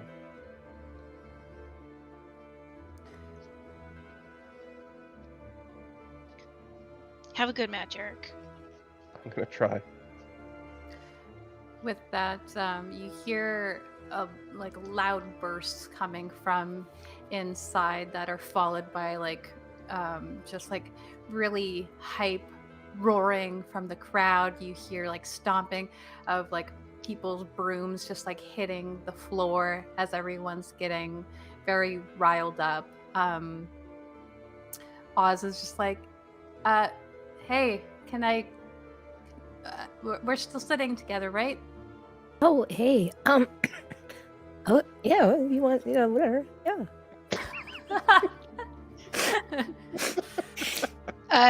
Emmy's gonna make sure to stick Juno in the middle there, in between her and us. So there God. are sections. So when you get into this area, there's a regular like Coliseum seating with all of the tables in front of it, meals being served. But then like hovering above that, around there is like box seating, but it's like hovering in the air. People have to kind of fly up on their brooms to deliver food and come back down, and these are kind of reserved for the instructors and any other like VIP sort of guests. The seating is like per house, so like whatever team you're rooting for. Which house do you guys sit in? Who's playing? So there's all four of them, but you guys would know that Joey and Eric are on the Loonwise team. Since this is Juno's first game, like she would definitely just follow Emmy, not understanding any of the protocols. We're still missing Rev, who's supposed to come sit with us too, and Emmy knows Rev will be expecting us to be sitting in the Loonwise section, so she's not going to alter the plan. Okay. So yeah, you guys get in and you settle in. Oz seems also a little bit out of place, like maybe he doesn't come to these often either, and he's just kind of like standing there. He does like take his own broom, and like there's just like a half-hearted sort of like banging it on the ground like all the other students are. Rev, you're able to catch up with them eventually. How does that look? You're kind of like weaving through the crowd, so how does that look from their perspective? Yeah, so I think that as soon as Eric walked in to go back to the dressing room before the game, he probably saw Rev in front of the referee's room, like the door, holding a jar of green goop, his wand, a rope, and 5 cotton balls. And as soon as he sees Eric, he's like, "Oh, it's not needed. Okay," and he puts it all back in his bag and then runs. Wait, what were you gonna? Never mind. Have a great game. Good luck.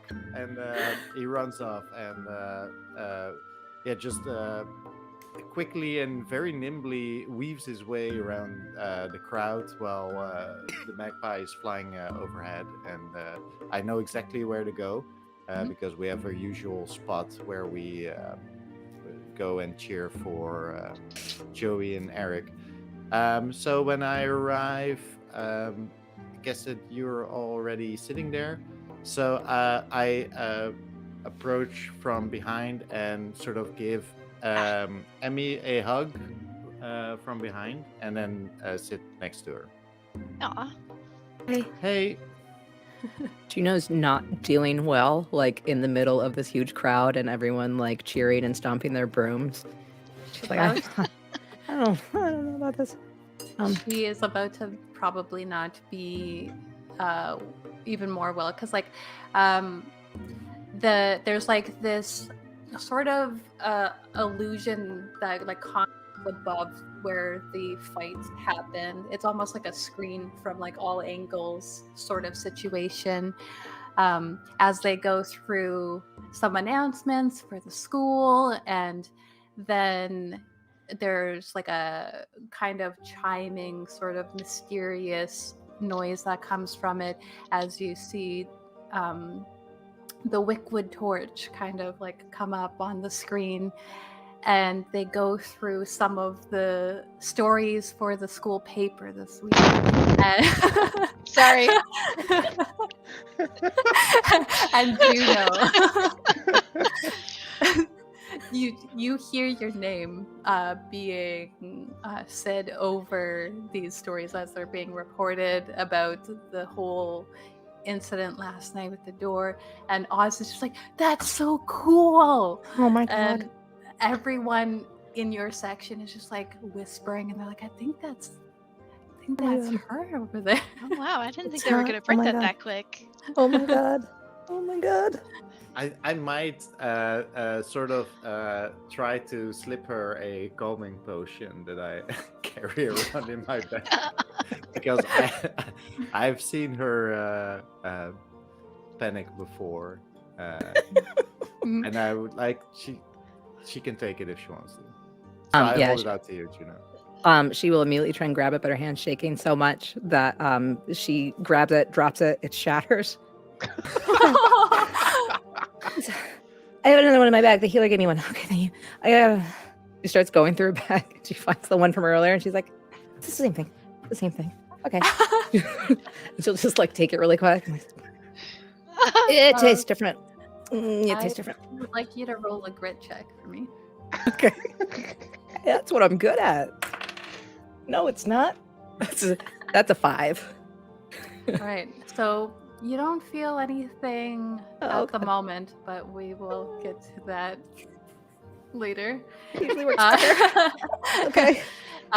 We go to the back to the dressing rooms where Dawn has just been like pacing back and forth in front of Joey. Like, did he really leave? And Dawn is like, she has her gear on, and she has like a fur trim collar that is like wolf fur, and she's wearing just like always these ridiculous like wolf ears as well that go with her outfit. When and she's like, Eric leaves, try to like both calm her down and like hype her up for the game, like the right kind of high energy. Like bring this down and bring this up. Yeah. All right. Can you roll a charm check for me? Sure. I'm very bad at that. Makes sense. I mean, it explodes. Oh. Okay, that's a 6. Okay, so you do see that she's still, even when Eric gets back, that there's still some like nervousness about like, where is he, sort of thing. She does stop the pacing, and yeah, she seems to be comforted by you, and she is now like kind of, all right, we got this. I'm not gonna fail this one. She goes, just like trying to psych herself up now as Eric enters. Unless you guys have something that you want to do, you know that there's kind of like a 2-door sort of thing at the back of the room. You kind of enter out. You are up first against the Lapindor house. Only thing I'll say before we head out is, hey, we're gonna win this. Not for anybody else, just for us. Yeah, this match is ours. Mm-hmm. It's us and Yeah. them. That's it. Who are we fighting again? It doesn't Doesn't matter. Wolfpack. Okay. All right. All right, Wolfpack. ready? Good. On three, we go through the doors and we let out a howl. Yeah. Okay. So you guys are you exit the platform that you're supposed to go up onto. You know that you would kind of have to walk across this like the gap between that. And then there's kind of just like this stone platform that gets moved up. It kind of pushes you up onto the platform. Sort of like earthbender style thing. And as you guys head out, Dawn just like lets out a loud howl from like the depths of her. You see on the other side the lap indoor house, and they're just like this, and like they're like jumping around like crazy maniacs as they exit out from their side of the ring. Adorable. Lapendor House sucks. We're Lapendor. What? Oh, right. I get carried away That's our with house. this. Amazing.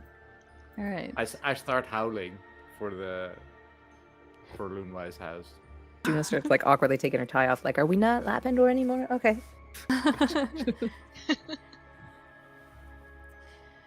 Okay, so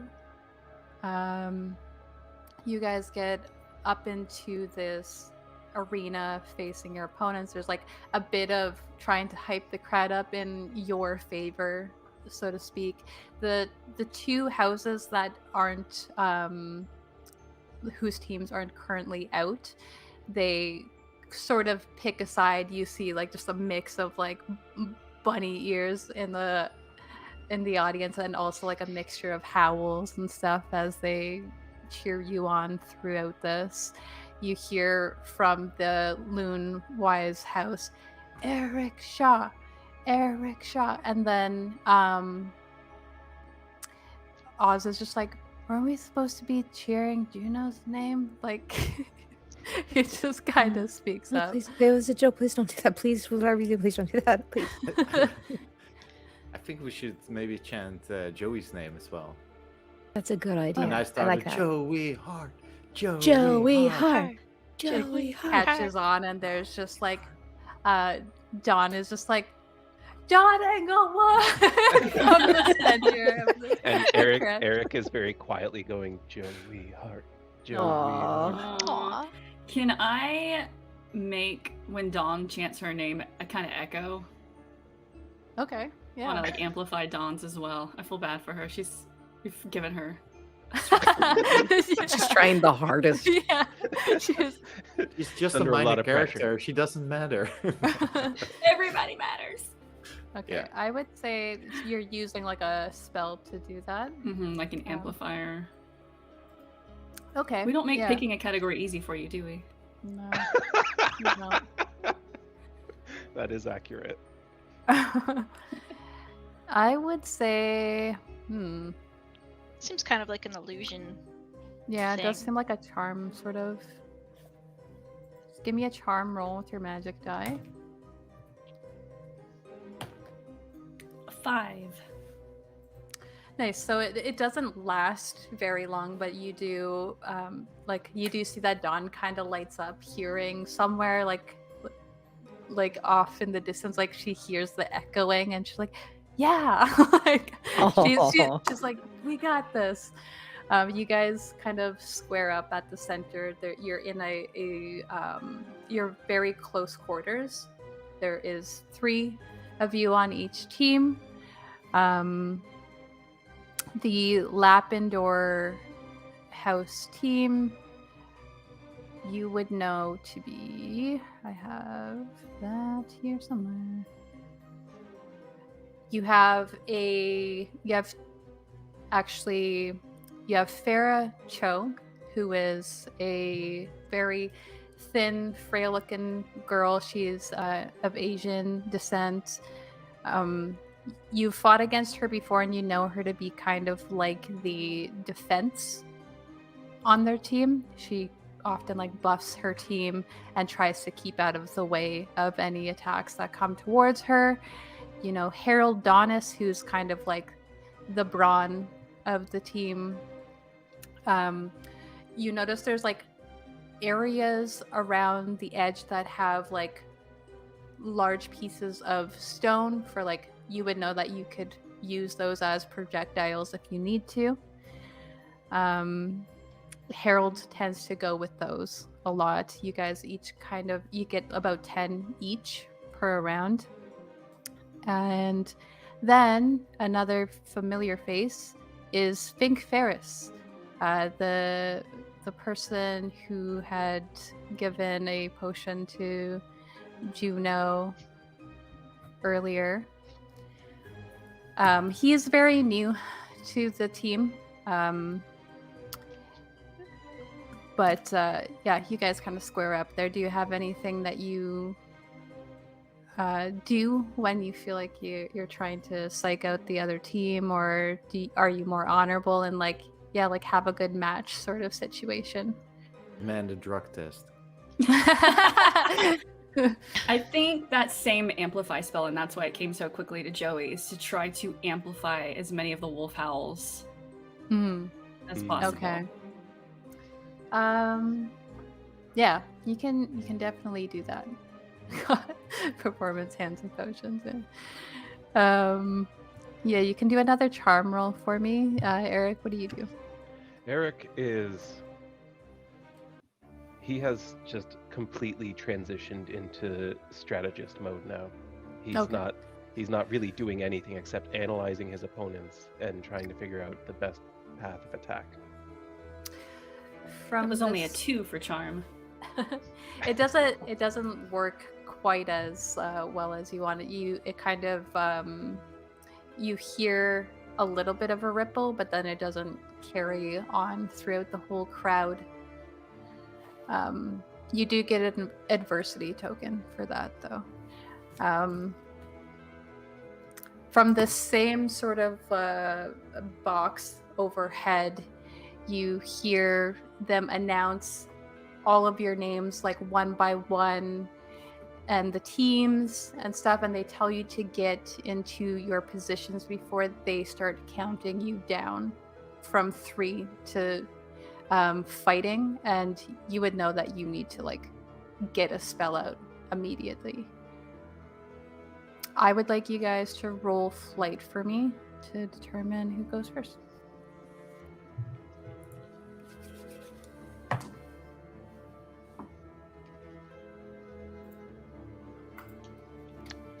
That is a 1. Got a 4. Perfect. Okay.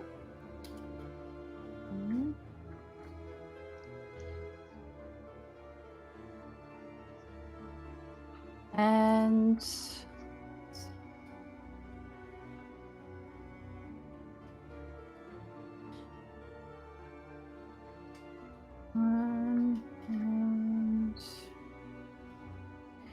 right.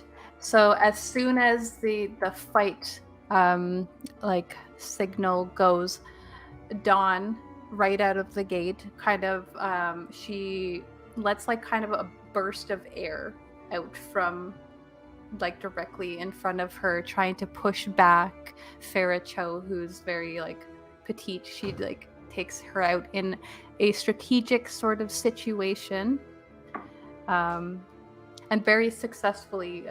Farah goes back one segment where she has to stay now,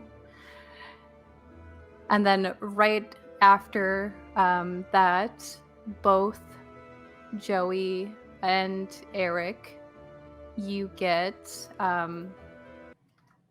like almost like a combo situation from the other from 2 of the other team, and I'm going to need you to roll, I think, brawn for me with your magic die.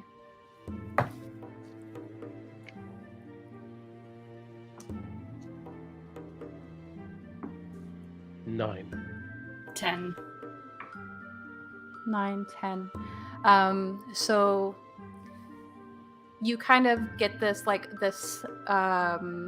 it's almost like a bolo style effect of air that swoops underneath this boulder that's being like chucked in your direction. So like they kind of attack you at the same time, taking out your legs and then pushing you back with this boulder into the second ring. So you're now out of the center. However, it's Joey's turn. Okay, tell me if this is too much to do on my turn. I want to take one of the boulders, sling it towards those two, and as it hits, I want it to enlarge so like it ripples out and knocks them. I will let you like roll 2 separate checks, like you're rolling 2 different spells almost in tandem, and we'll see how successful you are. So the throwing of the boulder would be a brawn check, and the other one I would say is more of a, I want to say charm, but I don't think that's right. I'm actually gonna go with charm because that is like transfiguration. Okay. The brawn was a 22. Nice. Holy cow.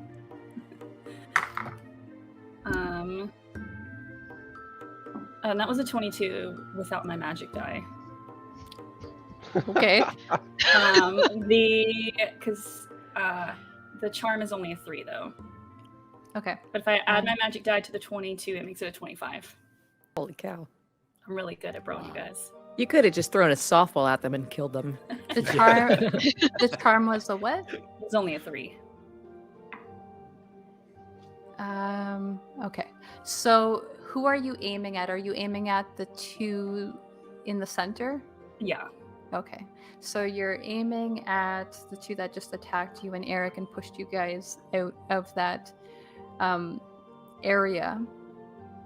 What you are able to get off is that you chuck this boulder at them, and they seem to be expecting some sort of secondary reaction that doesn't quite get pulled off, and it pushes them back into the second. So you have 2 people now pushed out of the center ring. However, because you weren't able to enlarge it, you don't get the full effect of like attacking both of them. So now just left in the center is Fink Ferris and the others who have been pushed back. That brings us to Eric. I think that Dawn had the right idea, and I'm gonna pair up with her and focus fire on Farah and see if we can't get one out so that we can continue to reduce their numbers. Okay.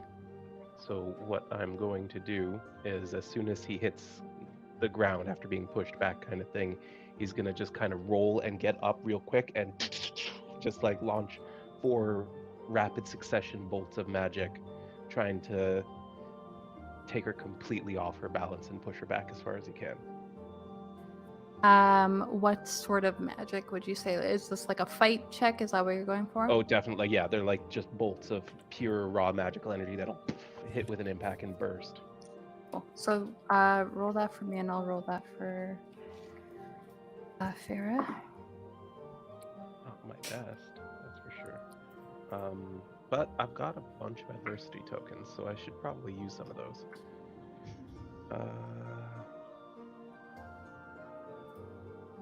Yeah, why not? Okay, so I've got 10 plus 3, 13. So I'm going to use a token and bump that up to a 15. Ooh. That, tell me what happens there then in that situation, because that is a lot for Farah to handle. So before it even fully looks like he's up on his feet again, like he's still turning in midair, and he just and these 4 just like almost completely translucent bolts of magical energy just and completely impact with her torso. taking her completely off her feet as she flies backwards across the ring. Mm-hmm. She gets all the way to the edge now. She's like she slips. I'm going to roll something for her. She just catches herself from sliding out of the ring fully, but she is now in the outer edge of the ring. All right. And that brings us back up to Dawn, who is like, she is ready to go. She kind of stares. She stares down Fink in the center of the ring, and it's just like, she waves her wand and she goes, I think you'll find that you like it at the back. And she just like you see something kind of glaze over in his eyes as he's just like almost goes a little bit zombie like and backs up into the next one willingly. Oh wow. And you hear Dawn go, damn, that's not exactly what I meant. But she like writes herself mentally again. Where were we? We have 2 more attacks from the Lapindor house, which will be from Fink and...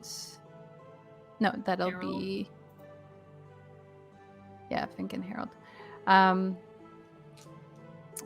Harold is going to go first. Another boulder comes flying in your direction. I need Joey to roll a brawn check for me. Do it, Joey. You got this. With magic or without magic? With magic, yeah. That was cut. 13. All right. Describe to me, like, you see this boulder coming at you, but you know this move. This is a very basic move in this game. You can describe to me how you thwart that with, like, just a flick of your wand.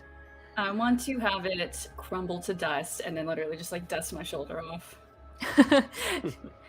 He's just like, show off. Joey hurt. Joey hurt.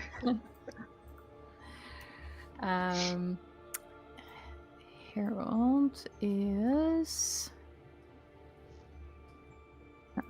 Fink now. Okay. Fink is going to try to knock Dawn out of the center as he comes out of his like stupor for a moment. It's like that's pretty cool. I'm gonna get him though. He kind of like it looks like he's about to flick something in like the chest area, but then at the last moment he aims at her feet, and I'm going to roll to contest that. And Dawn just kind of slips on what like seems like the ground is now slick with something, and her foot goes into the second ring behind her, meaning she has to now like back up into that zone. That brings us to Joey.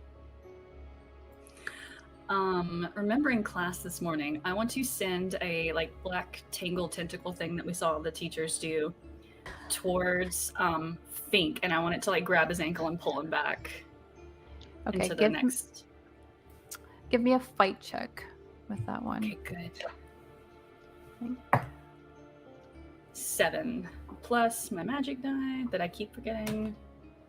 That's now an 11. Very similarly to what you saw this morning, he kind of tries to catch it, but you get there just in time, and you see you're not even quite sure what it was that the spell is supposed to do, because usually you're taught to like defend against it instead of actually seeing the follow through of it. But in order to be able to defend against something, you need to know how the spell like works. And so you toss these things at it, and though you thought what would happen is like a kind of holding spell, it just kind of like pummels him with these like tendrils back into the Joy's just next like, ring. I'm gonna have to add that one to the list. That's Joey. That's a Eric. cool spell. Emmy, do you just like write play-by-play so we can recap it later? Is she You're not reporting on this pissed off at match? Eric? Sorry, what did you say, Gary? Is she reporting on this match? She can. But I don't know if that seems like I think I her meant more thing. for like Eric's personal. Oh, Hey, like not so did today. you- Yeah. Understandable. There's some Some tension. So he was pummeled back into the third stage as well. yes. So that means all There are three of them three are back rings? there. I think one of them is in the middle still. I think Harold is still Harold- in the middle. Harold should still be in the middle. Yeah. And there are only Alright. 3 wings and they're knocked out. Yep. Just make sure I'm following. Okay. Well then. And you guys Game can that we've also, definitely played before and did not invent for this stream. and you guys can move up once they're out of, like, if they're all out of the center, you can move up more if you need to, sort of thing. Okay. I am going to run forward, and as I jump, I like sling this spell up that then splits and comes down to attack this, like the actual ring beneath the feet of the 2 people in the back row. Okay. Let's see if I can't just break their footing. You know? Break their footing. Is that like something you're trying to do, like a forceful sort of spell? Yeah. Okay, so give me a fight for that, Okay. and that's against Fink and Farah. Right.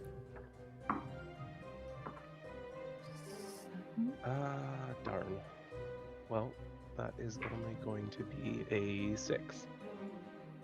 Yeah, you do that, and they kind of just they both seem to Farah like hops up over it, but then when she does that, she kind of turns and just like gathers up this energy into her wand so that it doesn't hit Fink.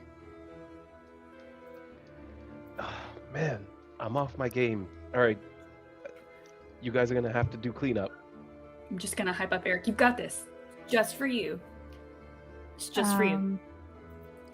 Farah is actually going to redirect that energy that she took up from you and going to sling it right back at Eric.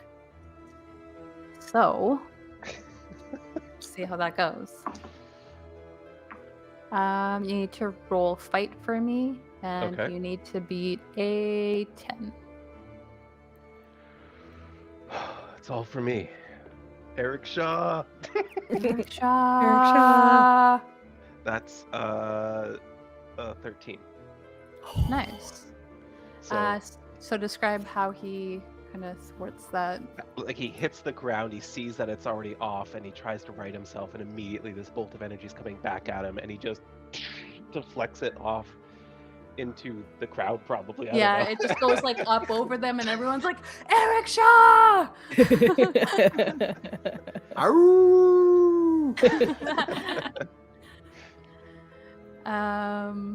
That brings us back to Dawn. Dawn is like, all right, let's clean this up, Dawn. She's just like hyping herself. And she's going to, despite the fact that she usually has a very, kind of like a manipulative spell casting array, she is like so pumped with all this energy that she just like also starts chucking these boulders back.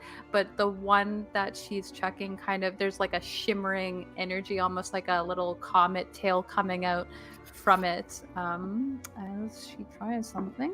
We'll see how that goes.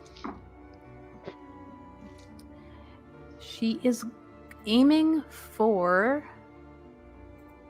Yeah, she was kind of fighting with Fink. So she sends this comment like hurling towards Fink.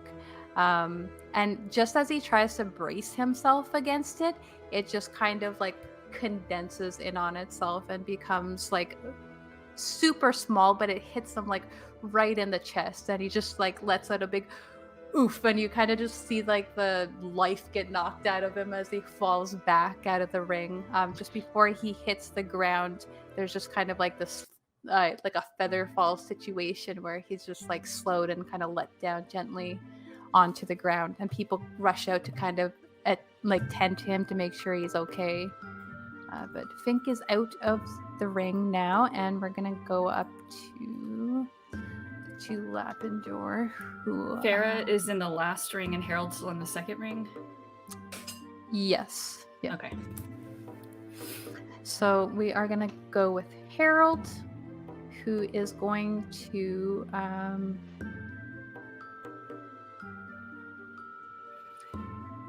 he kind of, you see that he does like a quick gesture with his wand, and his hand just comes up and sends like this thunderous sort of energy towards you. I'm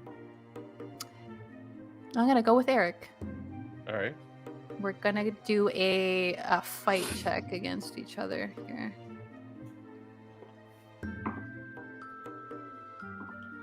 Which is a 10. 20. All right. So again, you're getting like pummeled as people are like cheering your name. It seems like this team is now like, you gotta go down, essentially. Can I request that you redirect that energy back to me, Eric? Yeah, absolutely. Okay, so Here describe how comes that that 3-4-3. Because So is it my turn next? Yes. This was like a big fist, right? Yes. Yeah, so he just like completely sidesteps it and like captures that energy with his wand and like centrifugal forces it around. And as it comes back around in front of Joey, he goes, "This one's all yours." Just lines it up for you. All right, I want to take that fist and then direct it straight down into the ground in very earthbender style, have a like line ripple until it gets to Harold, and then just like knock the earth up under his feet to knock him back. All right. Seems awesome. Roll this game. These Kind of- spells are getting out of hand. kind of want to go Braun with this. Yes. This is against Harold. 22. Holy shit. He got a 13. So, yeah, exactly as you described that. And not only that, I'm going to roll something else. Mwah. What a lovely series of events. You see that also, in addition to him like he gets knocked fully back, like not just one thing, but like he's out now. Like into the air. Yeah, arcs, like off the edge. And then like kind of feather falls to the ground, and at the same time the ripple out of it causes Farah to be like knocked prone onto the ground. Eric, you see that you have one opponent left at the Yeah. edge of the ring. So Eric has a technique he's been working on for a while. So he's gonna kind of step up as before, and like in a perfect fighting stance, he's gonna fire some more bolts right out, and they're very brightly colored, very obvious, but they streak at her like head on. So I'm assuming fighting. Yeah, which is not Farah's thing. That is an Essentially, 8. I cast magic missile. Yes. Oh, fuck. No, this is what is with my d20. So I'm gonna use a bunch of adversity tokens. Okay. I've been saving them up. Why not? So that's, and then, so that's gonna be 13. All right. Yeah, you're able to do exactly as you intend to do. So how does this look when she gets... So he fires them like completely head on, and they're quick, but like they're obvious and they're big and they're kind of in her face. And so she's able to move aside as they go right past her. And as she's like lining up to sort of counterattack, they change direction and circle back around, and two of them knock her legs out from under her, and the third one just comes straight down and knocks her right off the ring. There's like a moment there, like to see if maybe Farrell will like pull out something clutch at the very end there, because she's kind of known for like her protection magic. But the onslaught of your spell kind of throws her off, and there's a quiet moment throughout the Colosseum at first, but then there's just howls, that like wolf howls that just span across the crowd. Even some of the Lapindor house are like getting into it, like just very sportsmanship like. You hear some howling. What we do. Oh, I Lapindor didn't know house if that of was going Rose. to work. You did it. You did it. Dawn is like riding a high. We did it! She's just like popping her fist into the air. My heart's just like beating a freaking 1,000 beats a minute. I'm gonna like throw my arms around Eric and give him a huge hug. Oh, that hurts. You're so strong. What are you doing? Oh, thank you, And guys. I'm just gonna say, see, for nobody else but you. Yeah. Yeah. You guys are the best teammates. Dawn punches you in the shoulder, but she's not like, brawn is not her thing, so it doesn't. Which one of us does she punch? She punches Eric in the shoulder. Oh.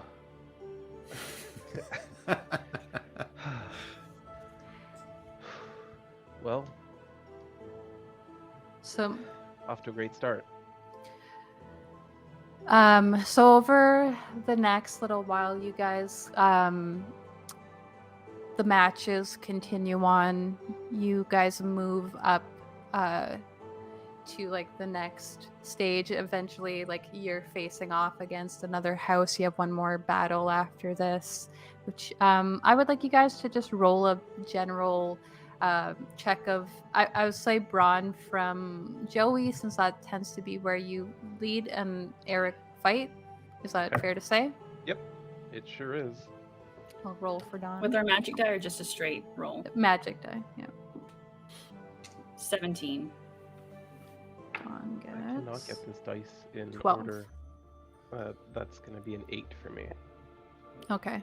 So, Eric, you struggle a little bit, but your teammates kind of carry you through, especially with your combos. You're able to keep up with them.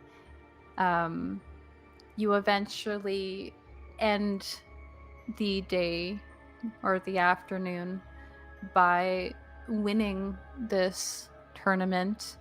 But it was a very close match between you and Deer House, as you guys all like to call it. A win is a win. It's a very tiring afternoon, not just physically, but emotionally. And you guys know that, like, you go and you get your you get changed for the day.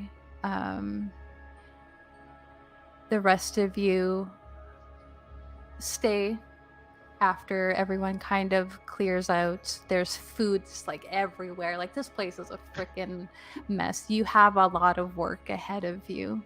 Joey will very carefully fold up and like take care of her new uniform and put the gloves on top. So cute. But eventually you guys find yourselves back out here all together, Oz included. Even though he didn't go down the hallway, he was still party to the fact that you guys were even there. So he also is on ring duty. I can imagine that Pushing Polly is on ring duty indefinitely. Yeah. Like he always like, so, hey. Juno, you noticed like throughout the match, your body was starting to feel very like tingly and almost like your mind was kind of disconnecting from your body at times. It was like both panicky but also like the most chill experience at the same time. It was always one or the other. Mhm. And by the time that everyone is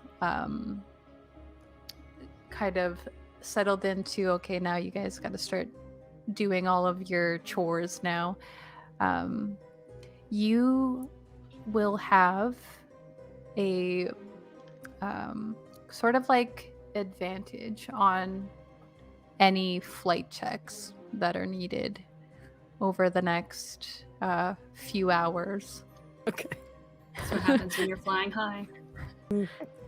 I really like Incantre. Like, wow, I really like it a lot. That was so much fun. It was so loud. I really like the snacks we got. And oh my God, like Joey and That Eric was were fun. amazing. And did you see Don Inglewood? I could not believe it. Oh my God, I'm just so proud to be part of this school. And I'm just like, I'm here for it. You know, like, oh my God, when is the next game? Wow, Juno, I didn't know you liked it that much. I glad didn't to think see I would you. either. I guess I'm just like a sports person. I might be like a closet sports person. Like my family is really big into like athletics and stuff. I've never been that into it. Maybe I could start getting into it. Like I think it's great. I think You it's know what? great. You know what? You might be a sports person. I might be. I'm a little bit clumsy, but I just feel like I could do it now. Yeah. I think I could do You it. want to if you start? wanted You to want to learn start an it. Incantre team? I think I might join like the cheer team. I think I might just like be on the side and just like start cheering really loud. Maybe not that loud. I bet I could do it. I Yeah. think you Let's would. clean this place up, you guys. Has anybody checked on the potion she's been using during the match? She said it was a calming potion from her healer. That doesn't seem What like she's healer? calm. Oh, you're talking about Healer or the killer? what's his Yeah, name? dwarf. What's his name with the The school F? healer. Think Potion Ferris. Polly from like 3 rows up is just like, Yeah. Yeah. Taking notes, like, seems good. Juno just starts like sprinting around, like picking things up and magically like hovering them into like compostable bags. Yeah, let's do this. definitely gonna try to make a game of it and just like lob them at Eric as he like holds up a trash bag. Ref and He's actually got like 3 separate trash bins like rotating in the air in front of him, and he's like trying to catch them all. I think Ref and his magpie are basically just rummaging through all the Yeah. stuff, See if there's there's anything anything decent. good. Yeah. looking for any like change that Yeah, might have fell out of things people's people left watches, behind, yeah, wallets, yeah. earrings, whatever. Yeah, you're just getting a collection Yeah. of things. Yeah. I think Emmy's just going slow and methodical, like starting on like one side of a set of bleachers and Oh, Hammy.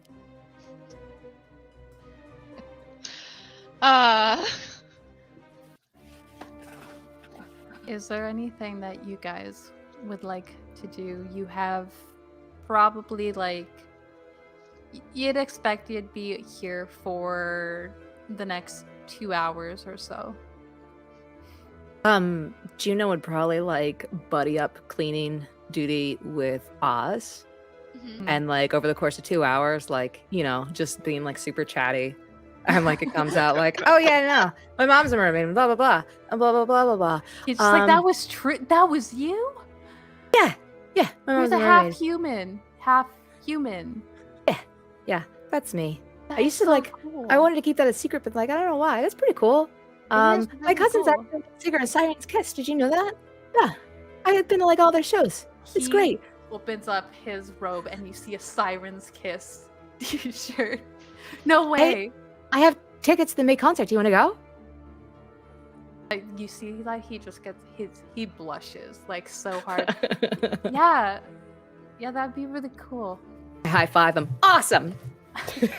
When you do that, you notice that he's also wearing like just like he has like a leather kind of cuff bracelet, but it's also like you can see that there's like a almost, you know how you make those like braided friendship bracelets, you see like a pink and purple one around his wrist. There's just like a lot of little details about him that you might notice throughout that's just like he's trying to seem like a tough like exterior, but he's definitely not. Emmy, is there anything that you would like to do?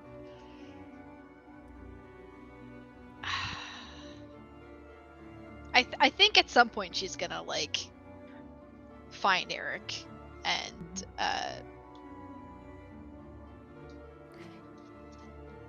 you kind of find him like as Joey's filled up all of these trash containers, he's like now like emptying them out off to the side now.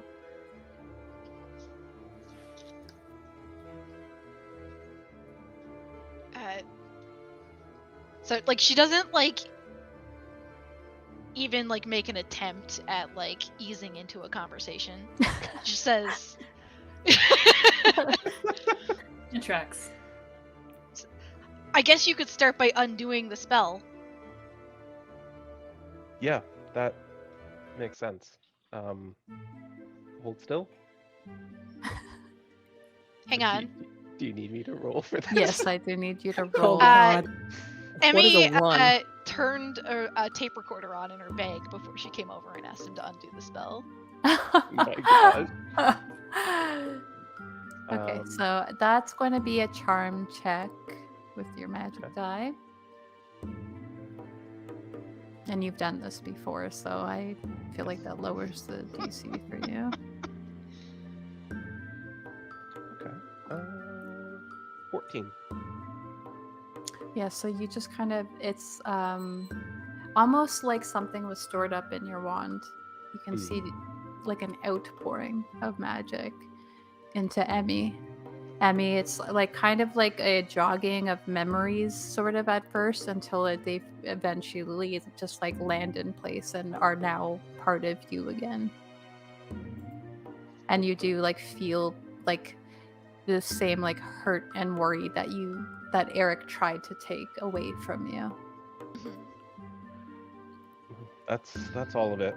And you know, like I said,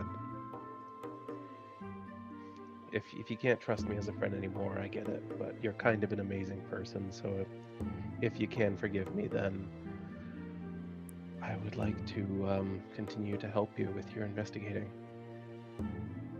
You never do that again. Not to me, not to anybody. Never again. Alright, well, we'll get there. Joey, what are you doing at the moment? Definitely giving them space to have their conversation a moment, and I guess just kind of like wandering off to a section by myself. Okay. Rev, what are you doing? Well, as I said, rummaging through all the stuff, collecting what I can. But You get so many when things. Yeah. at some point during the duty, I will go over to Emmy and say, "Hey, Emmy, after we're done here, you wanna check out the abandoned the abandoned coach that they left with the old tree outside the grounds here?" Sure, what's over there? Well, I mean, the stories have been pretty wild about it, and I thought we might investigate, see what's going on there. I've heard of cults being involved, maybe, and I don't know, maybe ghosts and. Oh. Yeah, I mean, that sounds really cool. All right, We should check it out. Yeah, meet you outside then after this? Sure. Cool. And I go back to rummaging through all the trash. All right.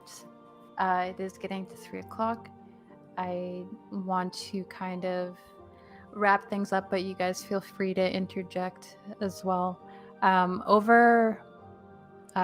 You're able to have that investigation if there's anything you imagine happening. I'm for just that. setting up the sequel. Okay. Yeah, for next So- week. For next week. Okay, so over the next couple of days, you kind of get back into normal. Things are a little bit tense. You're kind of rebuilding friendships and discovering new friendships, and I feel like during this time, Emmy, you actually get some credibility from the Wickwood Torch. They looked into your story, didn't find anything wrong with it. You kind of get moved back up into the main room. They'd kind of stuck you down to give you more space because they thought you needed more space, but that wasn't exactly the case. You kind of get on the main team at the newspaper at the school. Joey, your relationships right now are kind of strange, but you're learning things about yourself as well in this process. Eric, when you head home, or when you hear from home next, actually, there's this rumor going around about your father that you hear at school, that he paid off something because there's a new wing in the school now under the Shaw name. You find out later on that the reason that your father couldn't come to your match was that the head wizard had contacted him about the incident with Emmy, and he had to handle that day.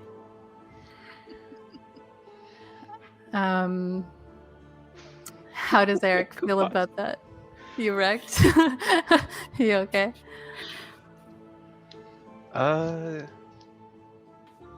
Where does he hear about this? I would say Emmy probably found something about it first.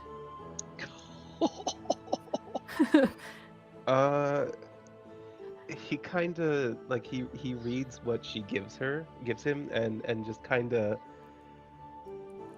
At first, there's a single tear, and then he just kind of starts laughing.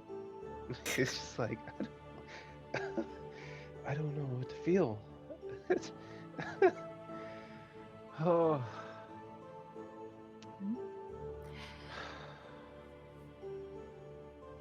Why didn't he just fucking tell me? So, the relationship between you guys is there's kind of a strangeness whenever you go home, but you do get more of a sense he's trying to care for you. There's little instances that kind of give nod to that. Juno, you have a amazing time at the concert with Oz, and he kind of over time stops pretending to be this goth boy, though there's still a little hint of that. He seems more outgoing and confident through the relationship that he has with you, just feeling accepted by someone and trying to make you feel accepted over that time as well. He wants to visit your centaur village now that he knows that that's you, and he's really psyched about that, and your family is super welcoming of it as well. Yeah, they heard it through someone else. Juno would be mortified that they found out that she has a boyfriend. Oh my god.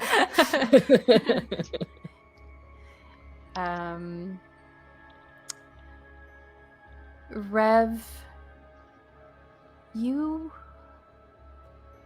receive a lot of affirmation about who you are over the next foreseeable future. Just the fact that this team now is like, though a little bit divided and fractured in some ways, has grown a lot together as well. People in the school start also treating you like you belong here, even though before you're kind of like an exchange student sort of situation. And Joey, your words that you said to Eric kind of start to ring true for you, even more, telling him not to care about what like some asshole thinks. You start to take that more seriously with yourself. Especially since your sister goes off, moves out to your delight of the family home, and you kind of get your own space, and there's a little bit of understanding there that grows between you two.